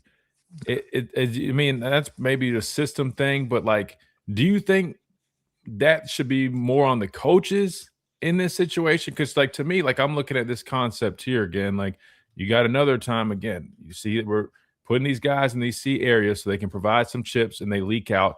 And typically, you're always going to have those for check downs. And this is, got a wheel concept. Shoot, if anything, I'm building off of this play because this has become like a new concept people are doing a lot. They run a wheel with the late release by like the tight end, and it's actually a really good concept. But I mean, you're seeing another situation. Pocket is, I mean, shoot, as clean as fresh Charmin. I don't know why he's sliding to his left here. Maybe to be able to, maybe the backers being over the middle, being able to get a better vision. But I'll use this analogy. Wait, hold on. Well, you played quarterback in high school, didn't you? Mm-hmm. Yeah, I wasn't nowhere near as good as you guys. I can run, but I don't know about the throwing part. A little suspect, but you threw here though. Then we drew a play. I had a touchdown pass under my belt. I had one. That was my first touchdown too. Yeah, hell yeah.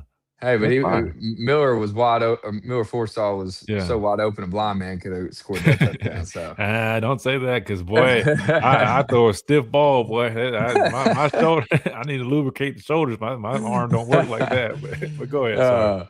No, well, I was just saying, like, I saw a lot of Mac in Ty, and I know a lot of people said that at the beginning of the year, but from a mental aspect, I saw they're definitely, no knock on Mac. I love my guy, but Ty's a lot more athletic than him, but not a lot Sure. more, but he is. But Sure. one thing I thought Mac did so well was decision making, and right here, Mac I think would have stayed in the pocket, not slid over, and would have just checked it down, and just gain positive yards. And he did that a lot with our system. Now it was different.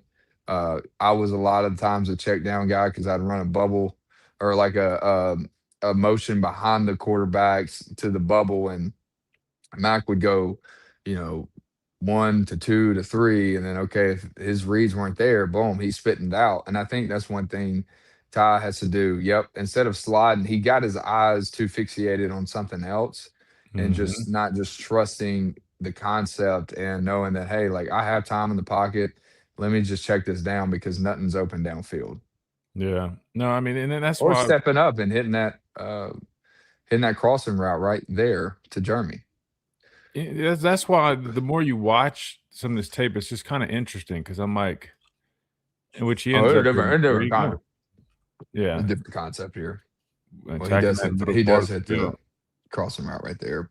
Yeah, it ends up working out. Which I mean, that was our bread and butter earlier on, man. We are crushing the middle part of the field better than a lot of people. Which right now is open. I mean, I don't know if they got a bust right here, but maybe they're intentionally Yeah. bracketing our tight end. I don't. Yeah, I don't. definitely grabbed him and opened up that middle of the field, which obviously Yeah, worked out great. yeah, But 100%. yeah, Yeah, it's just interesting, man. Just seeing that, like, if you watch his eyes and like you said, like, just like the drifting out, it's almost like I don't know. That's why I'm like, is he being coached to read? Like, I'm assuming he is. I mean, normally, because the coach is going to get on you to tell you, you know what I mean? Like, we're not the only ones seeing this on tape. That's why I'm almost like, it's just kind of interesting to me. You know what I mean? I just think because to me that seems like a simple. I know everything's easier said than done. But to yeah, me, if I'm like saying like, hey, what are some things we can do to try to just get some rhythm, right? The key word is rhythm. I'm not saying like, oh, it's just the easiest thing to just do. But to me, if you just want rhythm, hit the quick little rhythm throws. I mean, go watch. hmm I mean, teams like Oklahoma, like a lot of teams nowadays, all they really work is a lot of quick passing game. They're yeah. just trying to pick You you get the apart, offense moving on the going. football. Yeah, I mean, like you don't have to rely on the deep ends or these deep like which we don't really have that success right now, anyways. But like to me, I'm just like, don't pass up the gimmies that not only help you move the football, but also get your guys in a rhythm and get them confident. To me, I like just watching this. We've gone through 2 series, maybe 3, and it's just the same thing coming up. And to me, that's like it's a no-brainer. Yeah, you got So to take what they give you, and being able to, have, you just long sustaining drives. You got to be able to have just positive, efficient plays. And yeah, maybe it's not the deep throw that you were looking for. It's not the original read, but hey, as long as we're gaining positive yards, we're keeping the ball in offense, we're having those long sustaining drives, putting ourselves in good third down situations. That's how you become successful. It's very cliche. Saban says it all the time, but it's the that's truest thing literally what ever. it is. A And point guard. That's why he calls a quarterback a point guard, which I guess the tape was listening to us, Slay, because there you go. Quick check down right there to Daniel Hill, and you see what happens. He drags a guy for a few more yards. That was 1st and 10. Now it's 2nd and 2, 2nd and 1, whatever. Like mhm. you gotta, yep, 2nd and 2. So I mean, hopefully we take some of this into this game, and hopefully we're able to recreate our running game because that'd be the other thing for me. I think that Yeah, that I mean that would open up everything. That would yeah, just make everything a lot more, be easier to execute.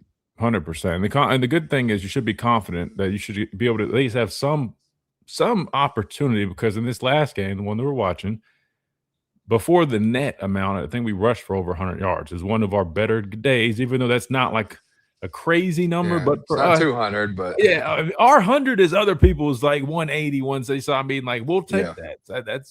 That's a big deal. Well, I don't want to hold you because I know you got to get out of here. Any final thoughts, Slim Slady, before we let you out of here? You want to give I don't know, score prediction, final? I know you Yeah, mentioned I like. I'm gonna steal a little thunder, but I like 24 to 13. I believe we do a better job stopping their defense. stopping their offense for, even though they're going to depend on their defense a lot. But I believe we'll come out, we'll do a much better job executing on offense and keeping, winning the turnover game, right? And not being able to put ourselves in bad situations for Oklahoma's defense to take advantage of. We're going to hostile environment, but look, it's hard to be the good team twice, and thankfully we're the good team that they have to be twice. Right. And I do hope that we are the Georgia in this scenario that they were to us.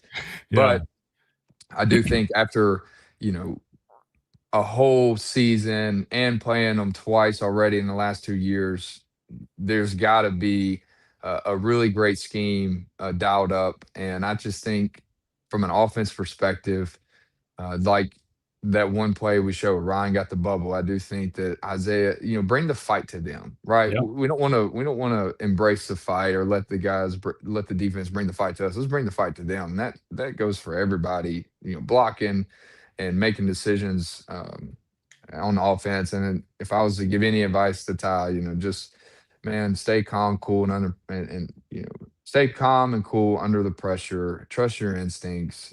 Make good decisions and just have fun, man. This game's fun, and play to your ability. And I think as long as we do that, we'll have a successful game. I'll take it.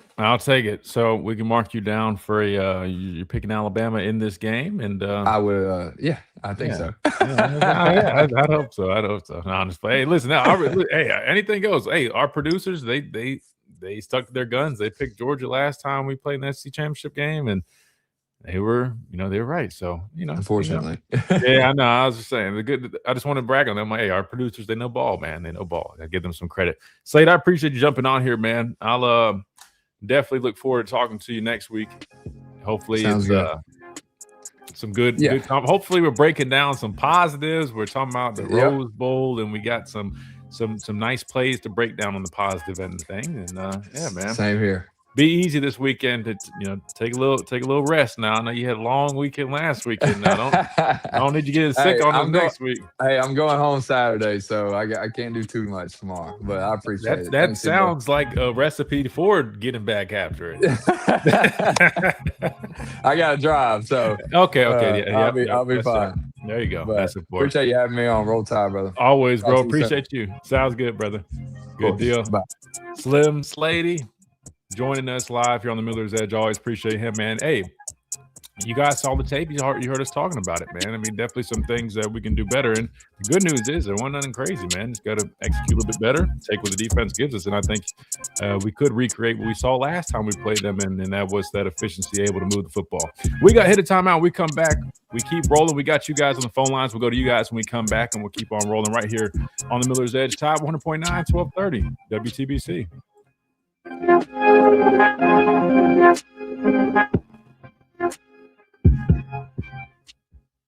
Tuscaloosa Monster. Dom, we didn't forget it. Can't talk. Dom, we did not forget about you, brother. I had to go back to it, man. I just wanted to make sure we had everything with Slade on there. Dom with the super chat. Big thanks to our guy Dom, aka the like supervisor. We gave him that role, man. That's his title here. We hired him as the like supervisor, man. He says they want you to close down. They want you close down schools. Well, let's close down their season tomorrow. Roll Tide, roll. Listen. I don't know how this game goes. I'm just gonna be honest with you guys. I mean, I'm not a psychic, but I don't know. I have a feeling that we're going to come out and play much better than we've seen us play in the last few weeks. I mean, I think there's definitely going to be challenges playing on the road. That environment, they've got a good defense. I expect nothing less, right? I just think we do a better job at some of the things that we didn't do great in this last matchup against these guys, which really, I mean, comes down to not only ball security, but even capitalizing, man. I think our defense comes up and capitalized on those opportunities. We're due. I mean, think about it, guys. We're due. We haven't forced many turnovers the last couple of weeks. Well, that's a lie, I guess. Georgia wasn't really there. Auburn, we did. Came back to life. But you get what I'm saying. When we played these guys, we did. And we've been a little streaky with it, right? I feel like we're due, though. Georgia, we didn't have any, I don't think, unless I'm forgetting something. But I think we're due. And so hopefully we see our guys take advantage of that. Everybody I've talked to up in the building, man, everybody's confident. I mean, if I'm being honest with you guys, their mindset was, hey, last time we played these guys, we know we did not play our best game by any means, and we still were able to have success, moving the football. Defensively, we held them to 1 touchdown offensively. The rest were field goals, and some of those coming in, situations where they were gifted opportunities.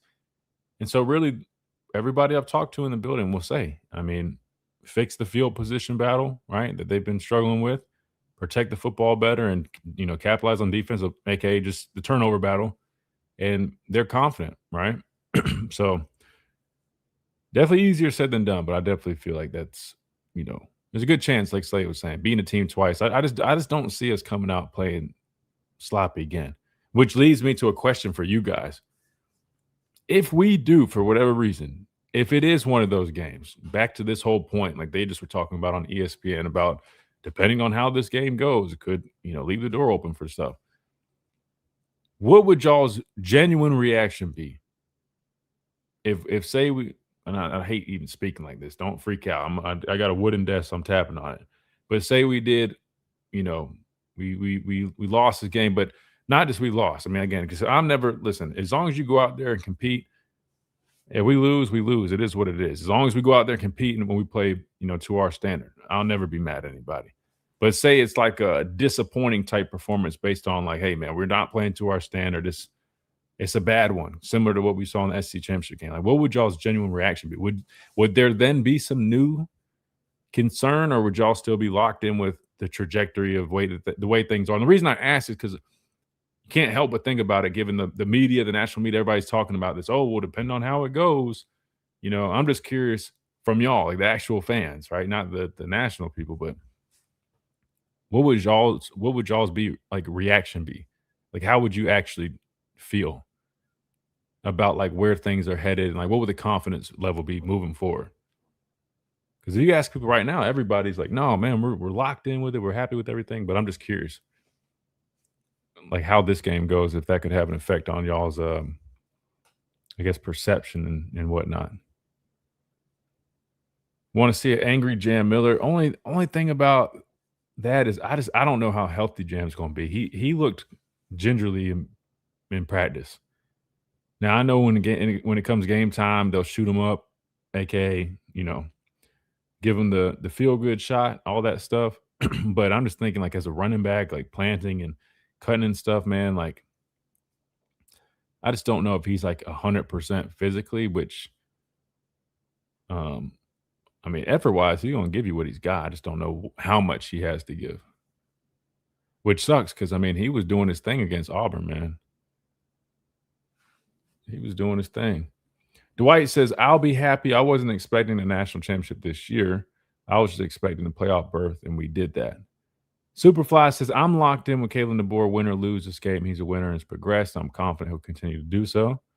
Jake says, I think if Ty plays poorly for a 5th game in a row, all the noise they've been talking about DeBoer would actually be on Ty Simpson. It would be like Milroe from last year. Where'd you get that hat? Hey, believe it or not, I made it. I was trying to merge my whole, Spanish learning journey with Alabama, and that's pretty much the story behind it, man. I was like, man, I kind of want to get a hat that's basically like the equivalent of saying roll tide, but in Spanish. That's why it reads Dale Tide, which is not like a direct translation, but it's basically saying let's go Tide, roll Tide, so to speak, that whole deal. But yeah, long story short, I made it, man. Hell, if you want one, I can either try to get one for you or give you the the folks that I use to order it. But yeah, I custom designed it, and I got it in with the red font too. Who knows? Maybe I'll just make it as like some Miller's Edge merch, man. I don't know how many other Spanish speakers or Spanish learners we got here, but maybe I could do something like that. Dom says, I would feel like the coaches aren't preparing this team correctly. The execution has been poor offensively towards the tail end of the season. In my opinion, that falls on the coaching staff. And that's why I was curious y'all's thought. Again, not if not if we fall short. Again, if you go out there, you listen, you play your game. It's a better, they're the better team, right? They get the best of it, cool. But I'm saying, like, if it's one of those performances similar to what we saw, like, against Georgia, like, I'll give you guys my answer. I have an answer. I'll give you my answer. I will be honest. I would have some questions.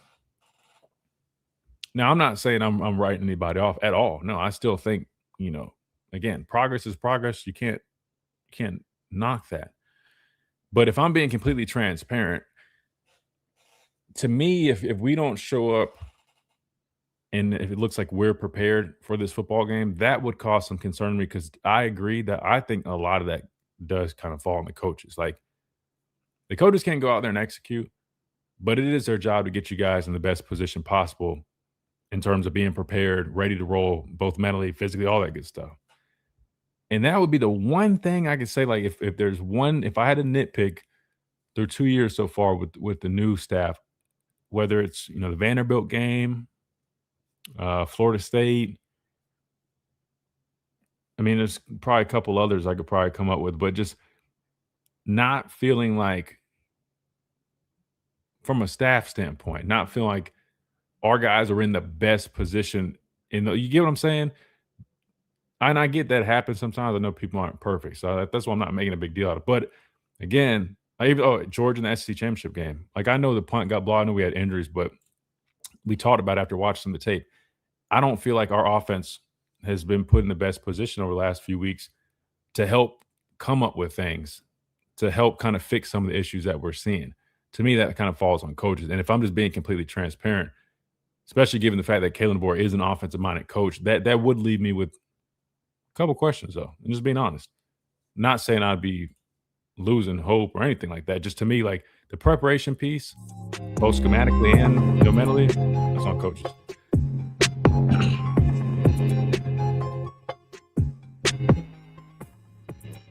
And welcome back into this Thursday edition of the Miller's Edge. Tide 100.9, 1230 WTBC, presented by the Good Feet Store, America's arch support experts. All right, let's see. I know we had a number of people on the phone lines, and I apologize. We've been leaning into the guests. You guys told me you really enjoy us getting people on here, so I've been making an effort to do that for you guys. Unfortunately, the result of that is not as much time always to go to the phone lines. We got some time here, so what we'll do is, I don't know who's still hanging on the line, but we'll check to see who's there, and I'm probably going to have to put a timer at like 2.5, 3 minutes per call. That way we can squeeze some of these in. So without further ado, let's do that. First up, I believe we might have Steven, but that was a while ago. I don't know if Steven's still on there. Chase, can we see if Steven's still with us? Steven, you there? Oh, he had to drop. Okay, all right, good deal. All right, let's we got Ragged. We'll take Ragged real quick, but then we'll go back to just kind of break some of this stuff down. We'll get Ragged on here for a few minutes. Ragged, you with us? Hey, we're the real Shim Shady. Please stand up. That's Please right. stand up. Oh, man, I tell you, Slim Slady. I thought that was rather cool. Hey, what a nice player. It's been a minute for you and I. Absolutely. A long minute. Yeah. Hey, you know what? Your defense, and we're going to talk X's and O's. I know you feel like I'm the biggest Alabama cheerleader there ever was, but it's okay because I want to talk X's and O's. Do you feel that if we remove this, what's his name, Patrick Surtain, out of the offense, if we remove him out from the tier, who would you paste on him? Because I already have a defensive player that took Coleman out of the game in the Iron Bowl. I might have misunderstood you, Rag. So you said, when you said Pat Surtain? We've got Surtain, Oklahoma's, wonder boy. Are you talking about the receiver? Yes. Satega? I think it's Surtain. Yeah, I think he's a receiver, and he's also special teams. But I'm just saying, if we take him out of the offense, What is left for Mateer to do?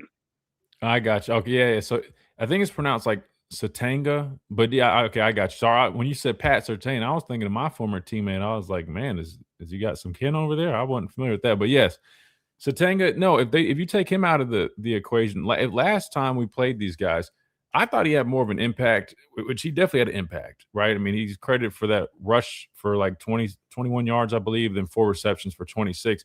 He didn't light up the stat sheet, but he is heavily involved in their offense. If you take him out of the equation, I mean, listen, they've been trying to run the football a little bit more. I know we just talked with Rodney, and he said they've struggled with it, which they had. But going into the game against us, they had made a change at running back. They had one of the younger guys playing, and he had 2 back-to-back 100-yard games. So I think they'll stick to trying to get him the ball. I can't remember his name off the top of my head. I'm trying to find it. It was Robinson, yeah. I believe it was Robinson. But we did a great job against him. I mean, he only had 10 carries for 34 yards. The 2 games before that, he had back-to-back 100-yard games. So I just think really the way their offense works, Ragged, is, I mean, you got a lot of quick game, screen game, and you see John Mateer running a lot of RPO, tight reads and using his legs. So if you take him out of it, I think you see probably a couple more carries by Mateer, and then they still are going to work their screen game because that's just what they like to do. They don't really try to air it out or spread the ball around. They will at times, which, he's due for a good throw here or there, but that's not really what they want to do consistently, at least. He was 15 and 23 last time. Just very efficient, again, because a lot of those are quick, short passes, whether it's screen or just quick game. And that's just kind of how they attack you. So really defensively, man, you're not really geared up to go, get after it, because they're not doing this a typical drop back. You just got to be ready to turn, get out the stack, chase things down, tackle well on the perimeter. That's a big deal. Tackle well in space, and make sure you contain John Mateer and his running ability. I think we got that covered. But who would you paste on Surtain? How about Xavier? Is he healthy enough? Xavier Brown? Yeah, they're healthy, but in college, Ragged, there's not many coordinators that utilize systems that put certain guys on certain players. That's just not in the NFL. You see a lot more of it. You'll have your best cover corner, and you might be playing against Stephon Diggs or Justin Jefferson. You might have a guy travel, right? You don't really see that in college a whole bunch, and I can just tell you we don't do that here. So it's really just field boundary type deal. You know what I mean? That you'll see. So whatever side he's lined up, that whoever's on that side, that's probably what they're getting, or whoever's in the nickel might be on them. So you're going to see a number of guys with that responsibility. But there's not just one player that will be locked on them. But if I had to choose, so just hypothetically speaking, maybe Xavier Brown would probably be my choice for that. I also like. Thank you. Listen, but I will also say Red Morgan I like a lot because he's probably one of our best players in terms of tackling in space, and they like getting this guy the ball quick. Man. Oh, yeah, and he's physical. Yes. Right now, I don't know about the coverage piece. Definitely Xavier Brown, 100%. Xavier Brown's physical too, by the way. But I like the way Red Morgan plays in terms of tackling and making those open field tackles. So yeah. Either one of those guys. Rag, we only got a couple minutes, man. So unfortunately, no worries. Go ahead. Great thank question. You for answering that. Yeah, absolutely. Thank you for calling, man. Great to hear from you. I hope all is well with you and Julene. You know what? All is well here. And Mom was coming home from the hospital before Christmas, so hallelujah there. But thank you, Christian. It's been a minute, man. And I have a belated birthday and a Christmas present for you. I just don't know how to get it to you. Oh, no, you don't have to do that. I promise. I know, but thank you so much. I don't, but I have it here because it's not going to do me any good. It's just for you. Well, thank you. Well, I think you can always, drop it off or send it if that's easier. Whatever is easier. I think like to the radio station. I can always try to figure out the best way to just swing by and grab that. So yeah, if you really insist, but I promise you don't have to. But thank you. I appreciate you being so thoughtful and thinking of me. We love you and your father. So you guys have a Merry Christmas. Thank you so much, Ragged. All low. We appreciate that. Good deal. All right, Chase. We only got a couple minutes left, and it looks like the other ones dropped, which is no big deal. I apologize. They're sitting on there for a while, but we got a couple not app messages, but some of these chat messages we can hit real quick.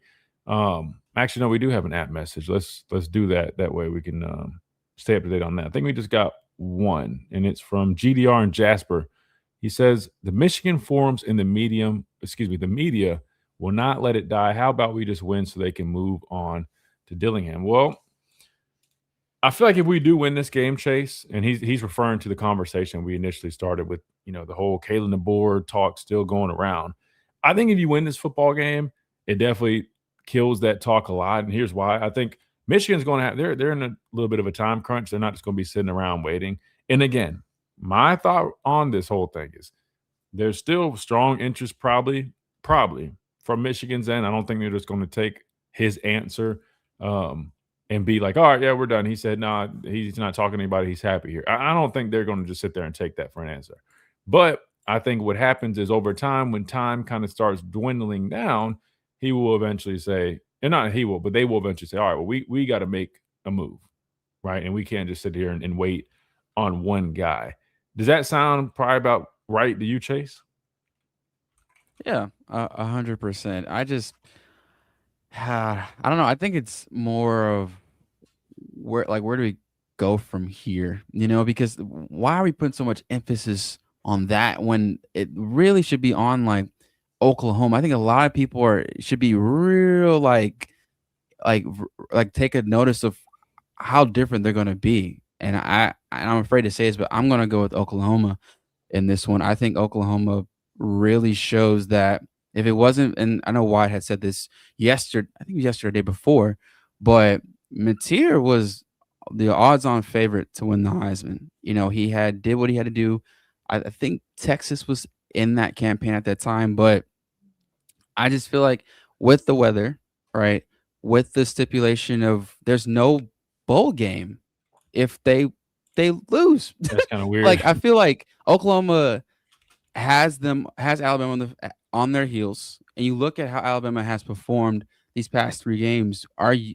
If I'm an Alabama fan, I'm a little concerned of what I've been seeing on the field. Yes, there has been injuries, Christian, and they've had to play from behind. But if you put those injuries away and you match up with what you've got, are you still that confident that it can go that far? Because even without the injuries in the first half of the season, people were still scratching their head a little bit, a la Florida State, then just a little bit with Georgia. So there's still some deficiencies I feel that are going to show up against Oklahoma, and to do it against a coach like Brent Venable, who does not shy away from what he does, and he does so well, his defense. He harps on it. It's just who he is, whether it was at Oklahoma or Clemson or prior to that, he breeds defense, and you'll see that this weekend. Dang, so Chase jumping the gun. Chase said, man, he's definitely thinking it's going to be a strong Oklahoma performance. We'll definitely see. And we'll talk a little bit more about it tomorrow. We'll take those predictions officially tomorrow. But we got to get out of here for now. And I'll stay behind on the stream just for a second real quick, answer any final questions we have here. But in terms of Tide 100.9, that'll do it for us today. Big thanks to everybody, our guests, former Oklahoma running back Rodney Anderson, former Alabama wide receiver Slade Bolden, all our fine folks listening via Tide 100.9, all our folks over on YouTube, Facebook, all that, man. We appreciate all your support, and especially all of our folks with the super chats. Seriously, thank you guys. Adam, Superfly, Dom, everybody that contributed. Hopefully I did not forget one, but I appreciate all you guys for that. And we will see you guys tomorrow right here on the Miller's Edge, Tide 100.9, 1230, WTBC.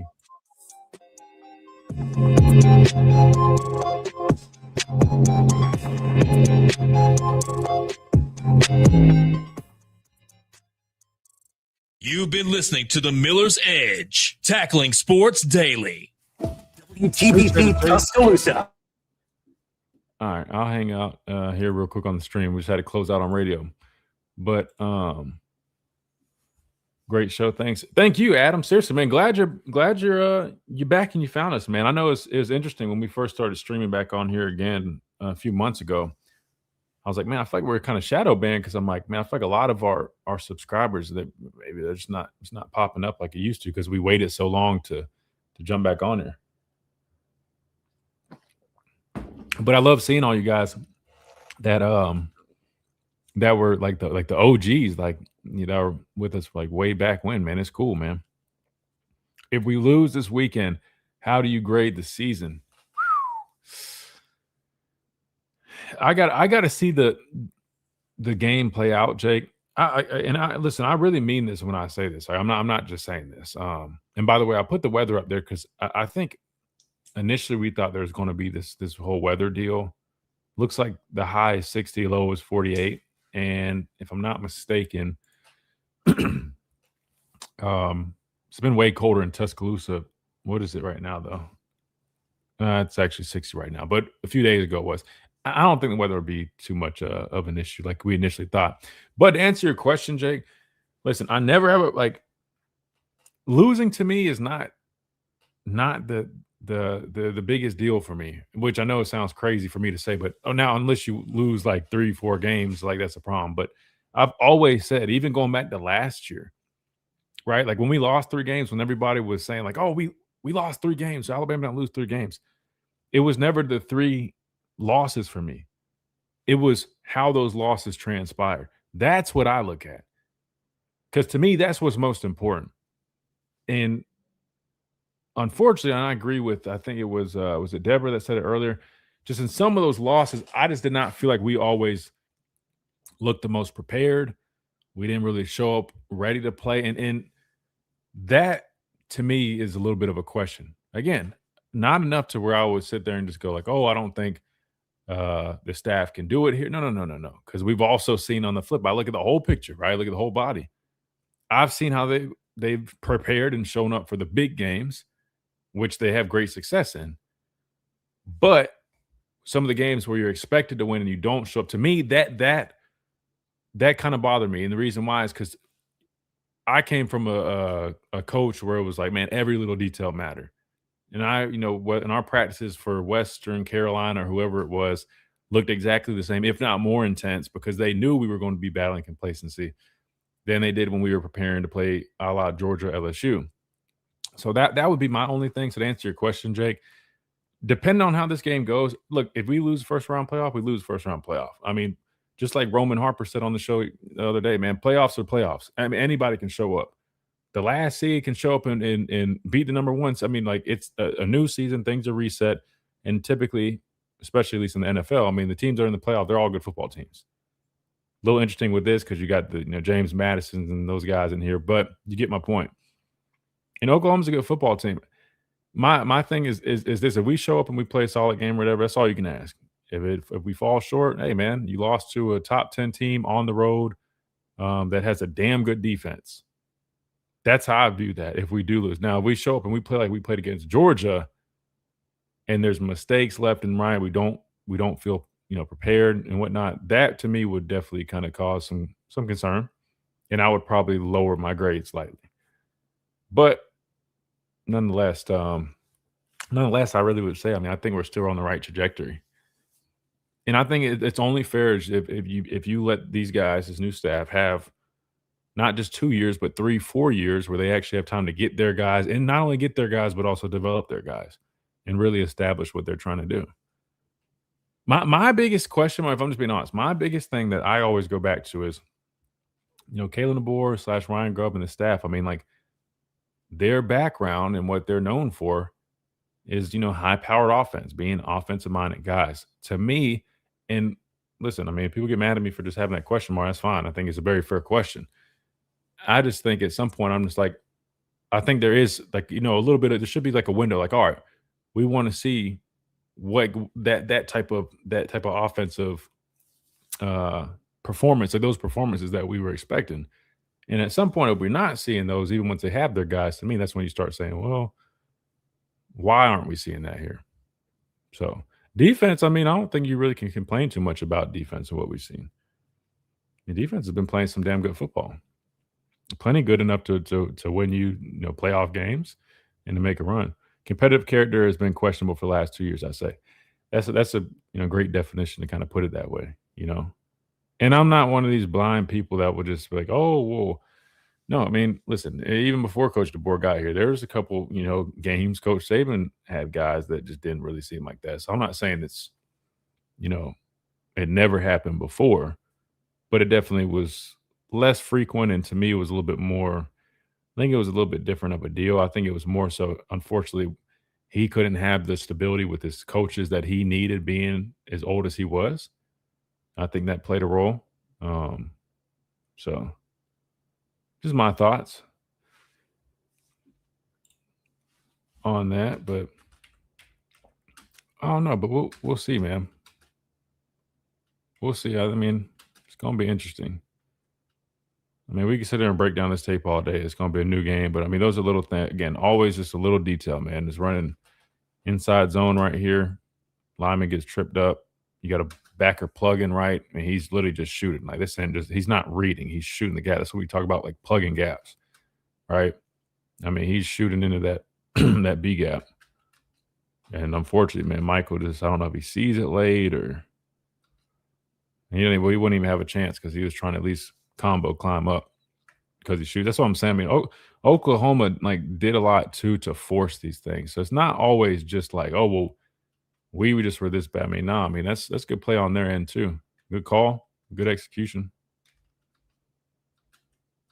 This is that fake thing, the fake timeout deal. Wildcat. I think the biggest thing is, I mean, really, I'm not gonna hold you guys along here, but just taking what the defense gives, just going over what we talked about earlier when Slade was on here. I mean, again, so far, I mean, as much talk as there is about the offensive line, if you watch, I mean, they're relatively clean. I mean, these pockets are relatively clean. You got some guys working up the field. Right. I mean, yes, I get that. I mean, those edge guys, I'm not saying it's the cleanest pocket, right? Because that quarterbacks feel that does add some pressure, makes you step up. But he steps up fine, right? Has some room, plenty of room to work with. Ends up hitting Bernard right there. Which they're bracketing. Well, initially, look, they were starting to bracket 17. I'm trying to see.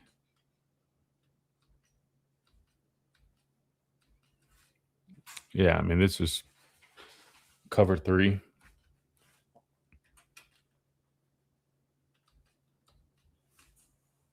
They're just kind of matching a little bit.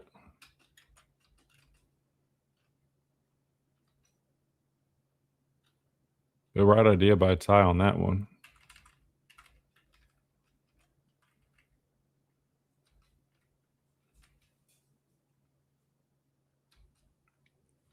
Got pin and pull. And this is what I was saying. To me, like, this is one of our better running plays that we have success on. We don't gap scheme, power counter, duo, for whatever reason. We don't run that well, but pin and pull, man, which really just pinning these guys down, pulling guard, center. Typically do pretty well with these.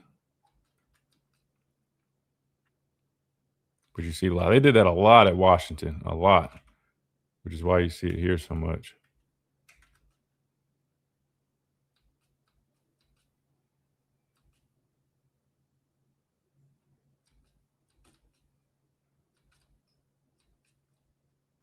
Just a tad late on this.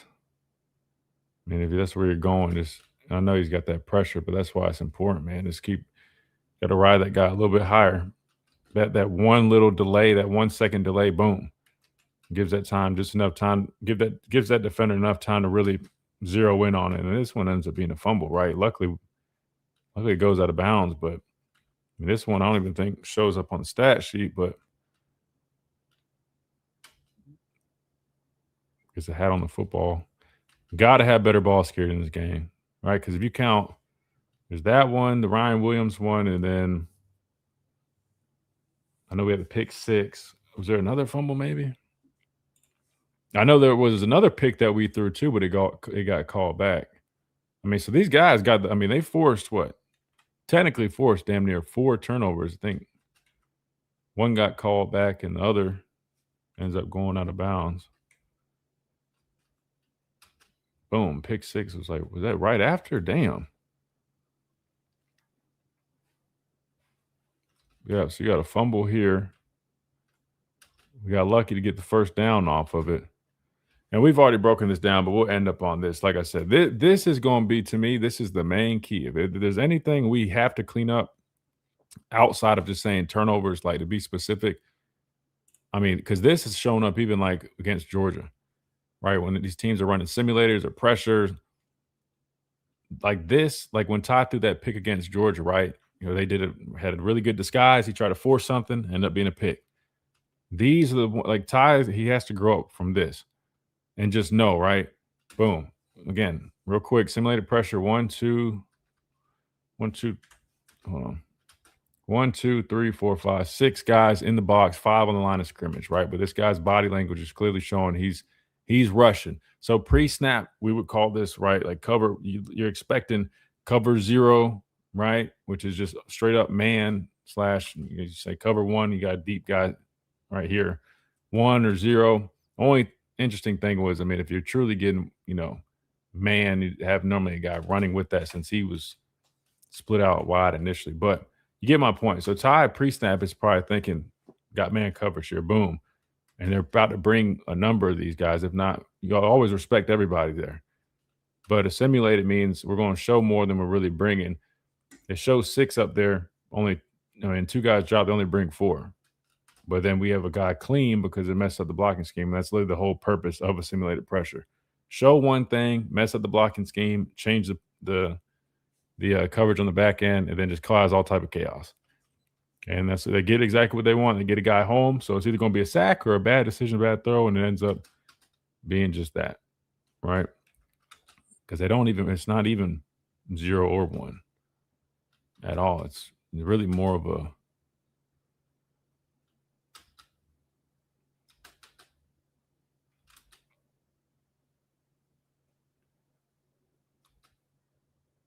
kind of hard to tell exactly what coverage you got going on here, but really the safety just drives down on it. Corner is in a great spot, so can't have that, man. Can't have that. So safety's bailing as soon as the ball snapped. You didn't read the safety. You talking about on this pick, Dwight?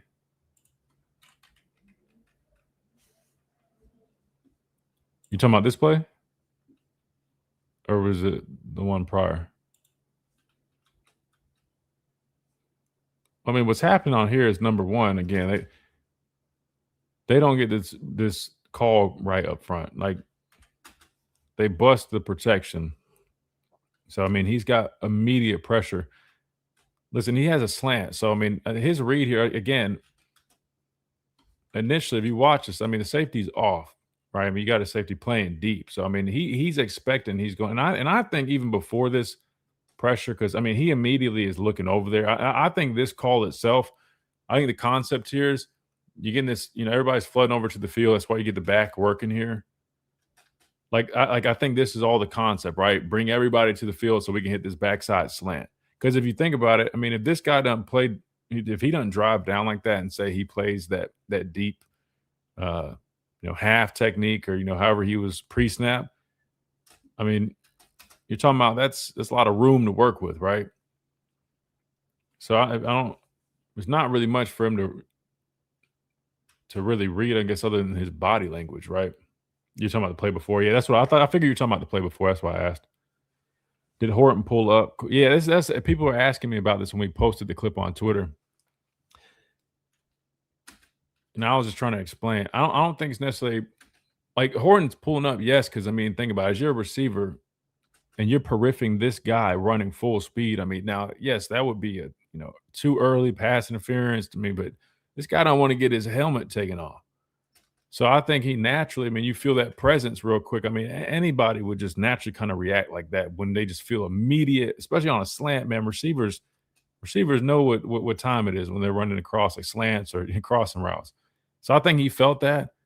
But still, regardless of the reason they didn't call, because in college, there's no what's the name of the call? Like in the NFL, you can in college, there's no rule for not pass interference, but the other one. My mind's gone blank. You get what I'm saying? There's normally another call in the NFL that you can get that's not pass interference, but it's just like, why am I, bro? It's been one of those days. But anyway, there's not that call in college. And because this ball was uncatchable, they're not going to call that contact. Oh, illegal contact, I'm pretty sure. So, yeah, regardless if Horton, I don't know what else Horton really would have done right there. If you want to know what should happen here, I get it. Ty's thinking, hey, get ball out hot. That's his hot right there, that slant. Problem is, man, I mean, I know he's not again, that's Oklahoma just does such a good job because look, this guy's not moving. I know his body language, you see him creep a little bit, but let's just put ourselves in Ty's shoes. I mean, that guy is literally 20 yards away, and you're in the middle of literally, calling for the football. You might not see that guy start hunching over.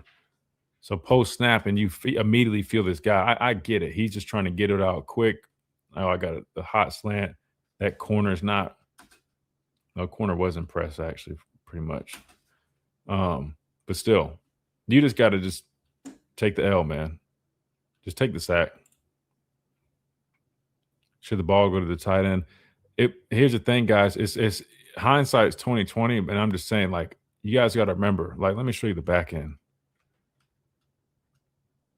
Like, even for me, like, as we watch on the tape, it's easy for us. Oh, they need to do this, but like, I'm just telling you from like somebody being out there, man. I mean, these plays happen like this. Like, you don't have all this time to just. I think people think like when we watch it, like, oh man, he should have just hit this guy. But as you see, man, let's count it. One. Literally, we said the word one, and this guy is right there. I just don't even think, I don't know any human being that would be able to process and go flip, not even, because think about it. He can't throw, he's opened up to the boundary. So, I mean, for him to even shift, I know the tight end's somewhat on the middle of the field. Look at his feet, right? That's not natural, but he would have to literally turn his hips. There's not even time to do that. And with the read being hot, it's not possible. But yeah, I mean, but if say yes, they block this correctly, I'm pretty sure he would go boom, open up. That's his first read. See that safety driving down, and then he would make another decision based off of that. But the problem is with the protection failing, and again, that's Oklahoma caused that. I mean, that's why I say you got to give them credit where credit's due, because it's not like, we just messed up. No, they forced that by their presence. Their presence, I mean, it's believable, which that guy ends up coming. I was confused anyway, because, I mean, I don't know if this would be on Brailsford or what. Because you look at the guard and tackle, I mean, they got two guys. I mean, I don't know. I mean, to me, that's on Brailsford. I mean, you got three guys sliding to the field like that. So whoever made that call got to be better communication. So I'm trying to think if there's anything else we can hit real quick before we get out of here. He was not free. Who wasn't free? That slant to deep, if it was hot, I would have cut the slant down. I've noticed when 10 is moving, he's coming blitzing.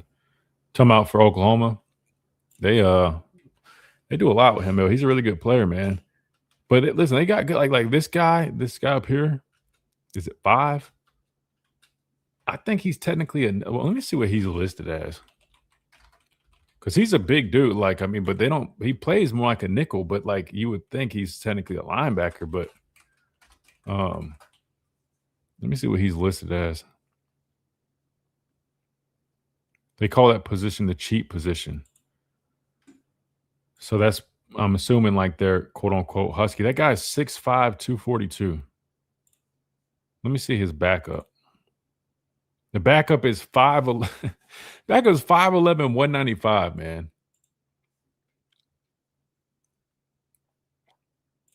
So, I mean, they got some dudes to work with. I mean, when you got a nickel, pretty much, I mean, that's their nickel, right? Because they go left end, nose, D tackle, right end. Mike will cheat, right? So that's like their husky. And that dude's 6'5", 240, and he's out here in space, like covering guys, man. I mean, that's a freak athlete, man.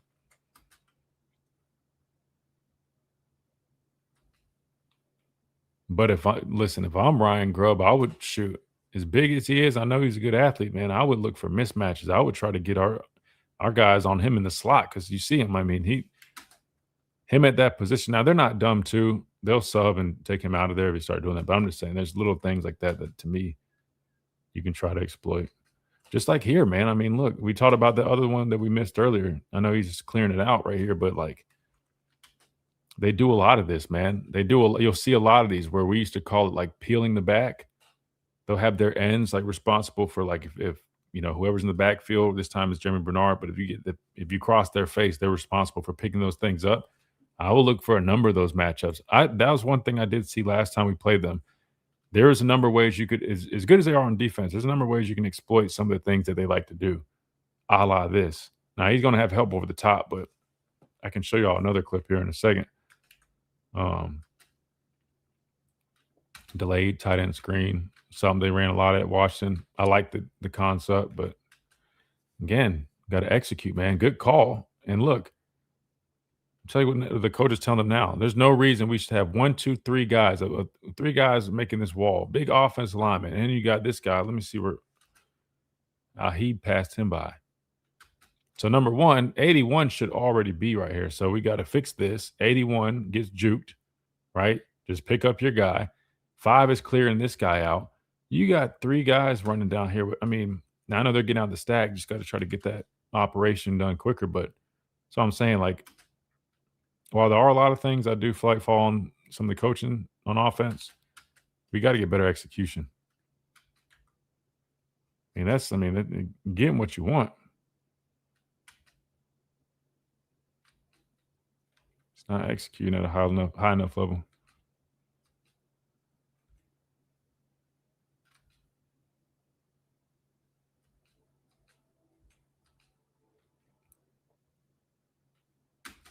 Playing some type of quarters right here.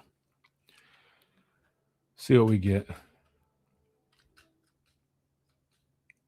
Middle of the field. I'm telling you, we love attacking that deep part of the field. That's what we tried to hit with Georgia, and they picked it off. So I mean, just know, Oklahoma's going to be watching this tape too. And why are they pointing like that? Ball security. No, I think this one ended up being incomplete.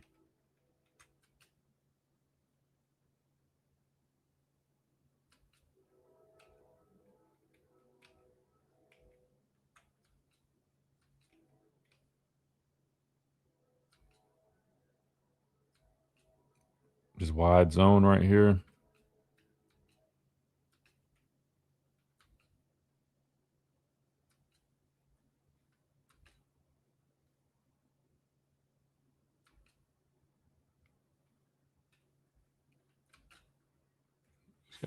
Formy just got to be a little more physical at the point of attack. That's the one thing. As big as he is, man, I'd love to see him be a little more physical at the point of attack.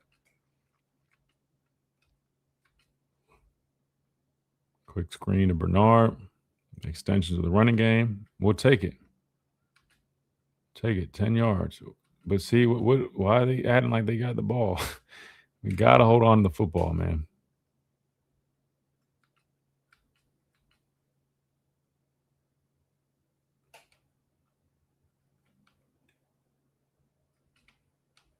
Y'all always get me sitting in here doing overtime. I don't even mean to do it, man. The tape comes on. We just start watching tape, man.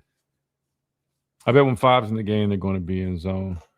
Yeah, they probably don't want to put him in, certain situations, but they'll definitely be, reading our personnel. Probably making calls off that too. With Cuevas back, dog will be open or Cuevas will eat underneath. Yeah, he had a lot. Matter of fact, I think one's coming up, and I guess we'll end up on that one. But I think you do. I'll be honest. I think you do more of this too. We've been actually hitting on these, man, because people don't expect Ty to run. And I don't know where this narrative. I heard somebody saying Ty is not a good athlete. I was watching something. They literally were like, he's not a great athlete. I was like, they must not really watch. I mean, he's a pretty good athlete, man. He can run. Now I think you throw some more of these wrinkles in here. I would love to see us even work some RPO stuff, man. Like, we don't really do a bunch of it. Fake the screen.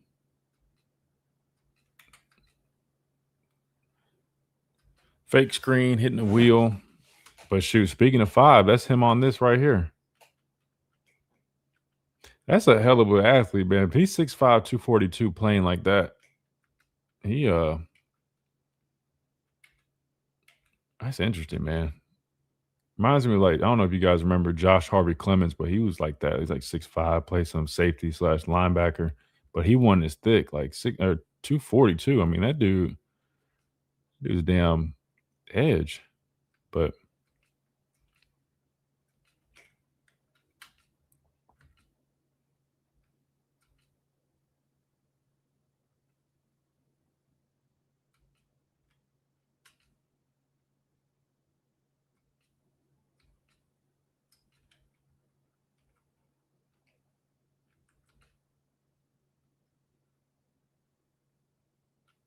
Stumblerooski. This was the only thing I was saying that, like, I think sometimes too, now, while we did move the ball pretty well, I mean, some of that yardage did come off of, things like this. Like, I mean, that's a 25-yard, almost 30-yard completion.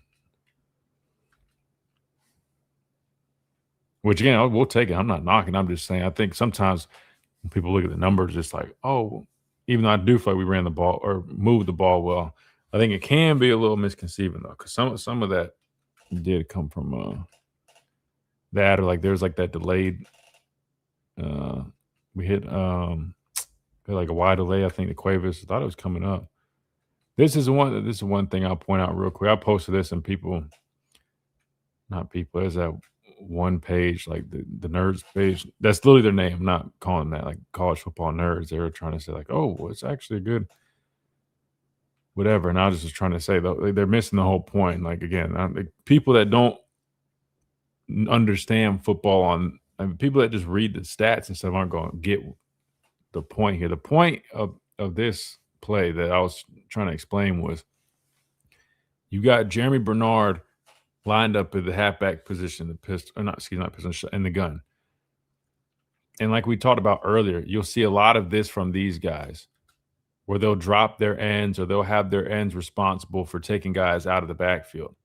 And so I love the concept where you put Jeremy Bernard in the backfield like that. You're allowing the opportunity to get yourself a mismatch. To me, I said this is a miss by Ty because if you look at this, he squeezed like this is like to me, like this is again. I understand Horton pulls up. I understand Horton probably could have, found a way to try to reel that in. And if he makes the catch, everybody's calling it a great play. Great execution, all that stuff. My point was the real coaching point, what the coaches would be saying. And that is just like the common theme we're seeing. You don't need to force these things or look to only, get these home run shots, these big, like, take what the defense gives you. And pre-snap, if you see, like, you got this guy in the backfield and there's a chance he might be matched up on a guy like this. If I'm tied, as soon as I see this is indeed the matchup, and I've got this guy on an angle route on a defensive end, I mean, with time, like, boom, that ball is out of my hands as soon as he plants his outside foot in the ground. Now, I'm hitting that right here. I know people are like, oh, well, that linebacker would have clean. Listen, if you throw the ball on time, yes, that linebacker is going to break. How many times have you seen our guys, quick, it's a close, catch. You got a defender right there, make a guy miss, spin, whatever. I'm just saying that, like, that's where you go right here on this play. You don't force it here where that guy's just actually closer there, right? Which is part of the reason this guy pulls up again like he did earlier. Not to mention this guy all over him. You know what I mean? Like, and if you guys don't believe me, then just take Jeremy's word for it. There's a reason he immediately puts his foot in the ground, turns around, and yanks his mouthpiece out, and is having words, right? You know what I mean? Like that's like I said, that page is trying to say, like, oh, I would argue that is the right. I'm like, dude, please stop, man. Just post the stats, brother, please. If you're going to post stats, don't try to tell me about where you're supposed to go on this because you're wrong. Boom, that's where you go. You see how much that's space. I mean, that's 12 yards. By the time he catches it, he will have enough space to make a move, I guarantee you. That, like, I know you look at it here, it's like, oh, well, he could have caught it. Like, that guy is all over him, man. And he's slowing up because of that. There's just too much traffic. Like, here, no, look at that separation, guy. I mean, you got literally, what kind of, like, matchup-wise, the defensive end on Jeremy Bernard on the angle route, man, it's literally a no-brainer. I don't know how anybody was even trying to argue me on that one. Like, look at this. Those are things you got to have, man. You can't pass those up. Got to have those. And like I said, you if you don't believe me, believe the receiver, right? So anyway, I'm going to get out of here, get some lunch. Make sure you guys on the way out, hit that like button if you haven't already. Big thanks to everybody that hung out with us today. It was another fun one, man. And look forward to doing it again tomorrow, same time as we get you guys ready. Game day tomorrow, man. So make sure you guys are ready for that one. I can't remember. I don't think we have a guest lined up for tomorrow officially, but if something changes, I'll let you guys know. Make sure you guys follow us on X. Just to stay up to date with all that. And look forward to doing it again tomorrow right here on the Miller's Edge, man. Y'all be easy.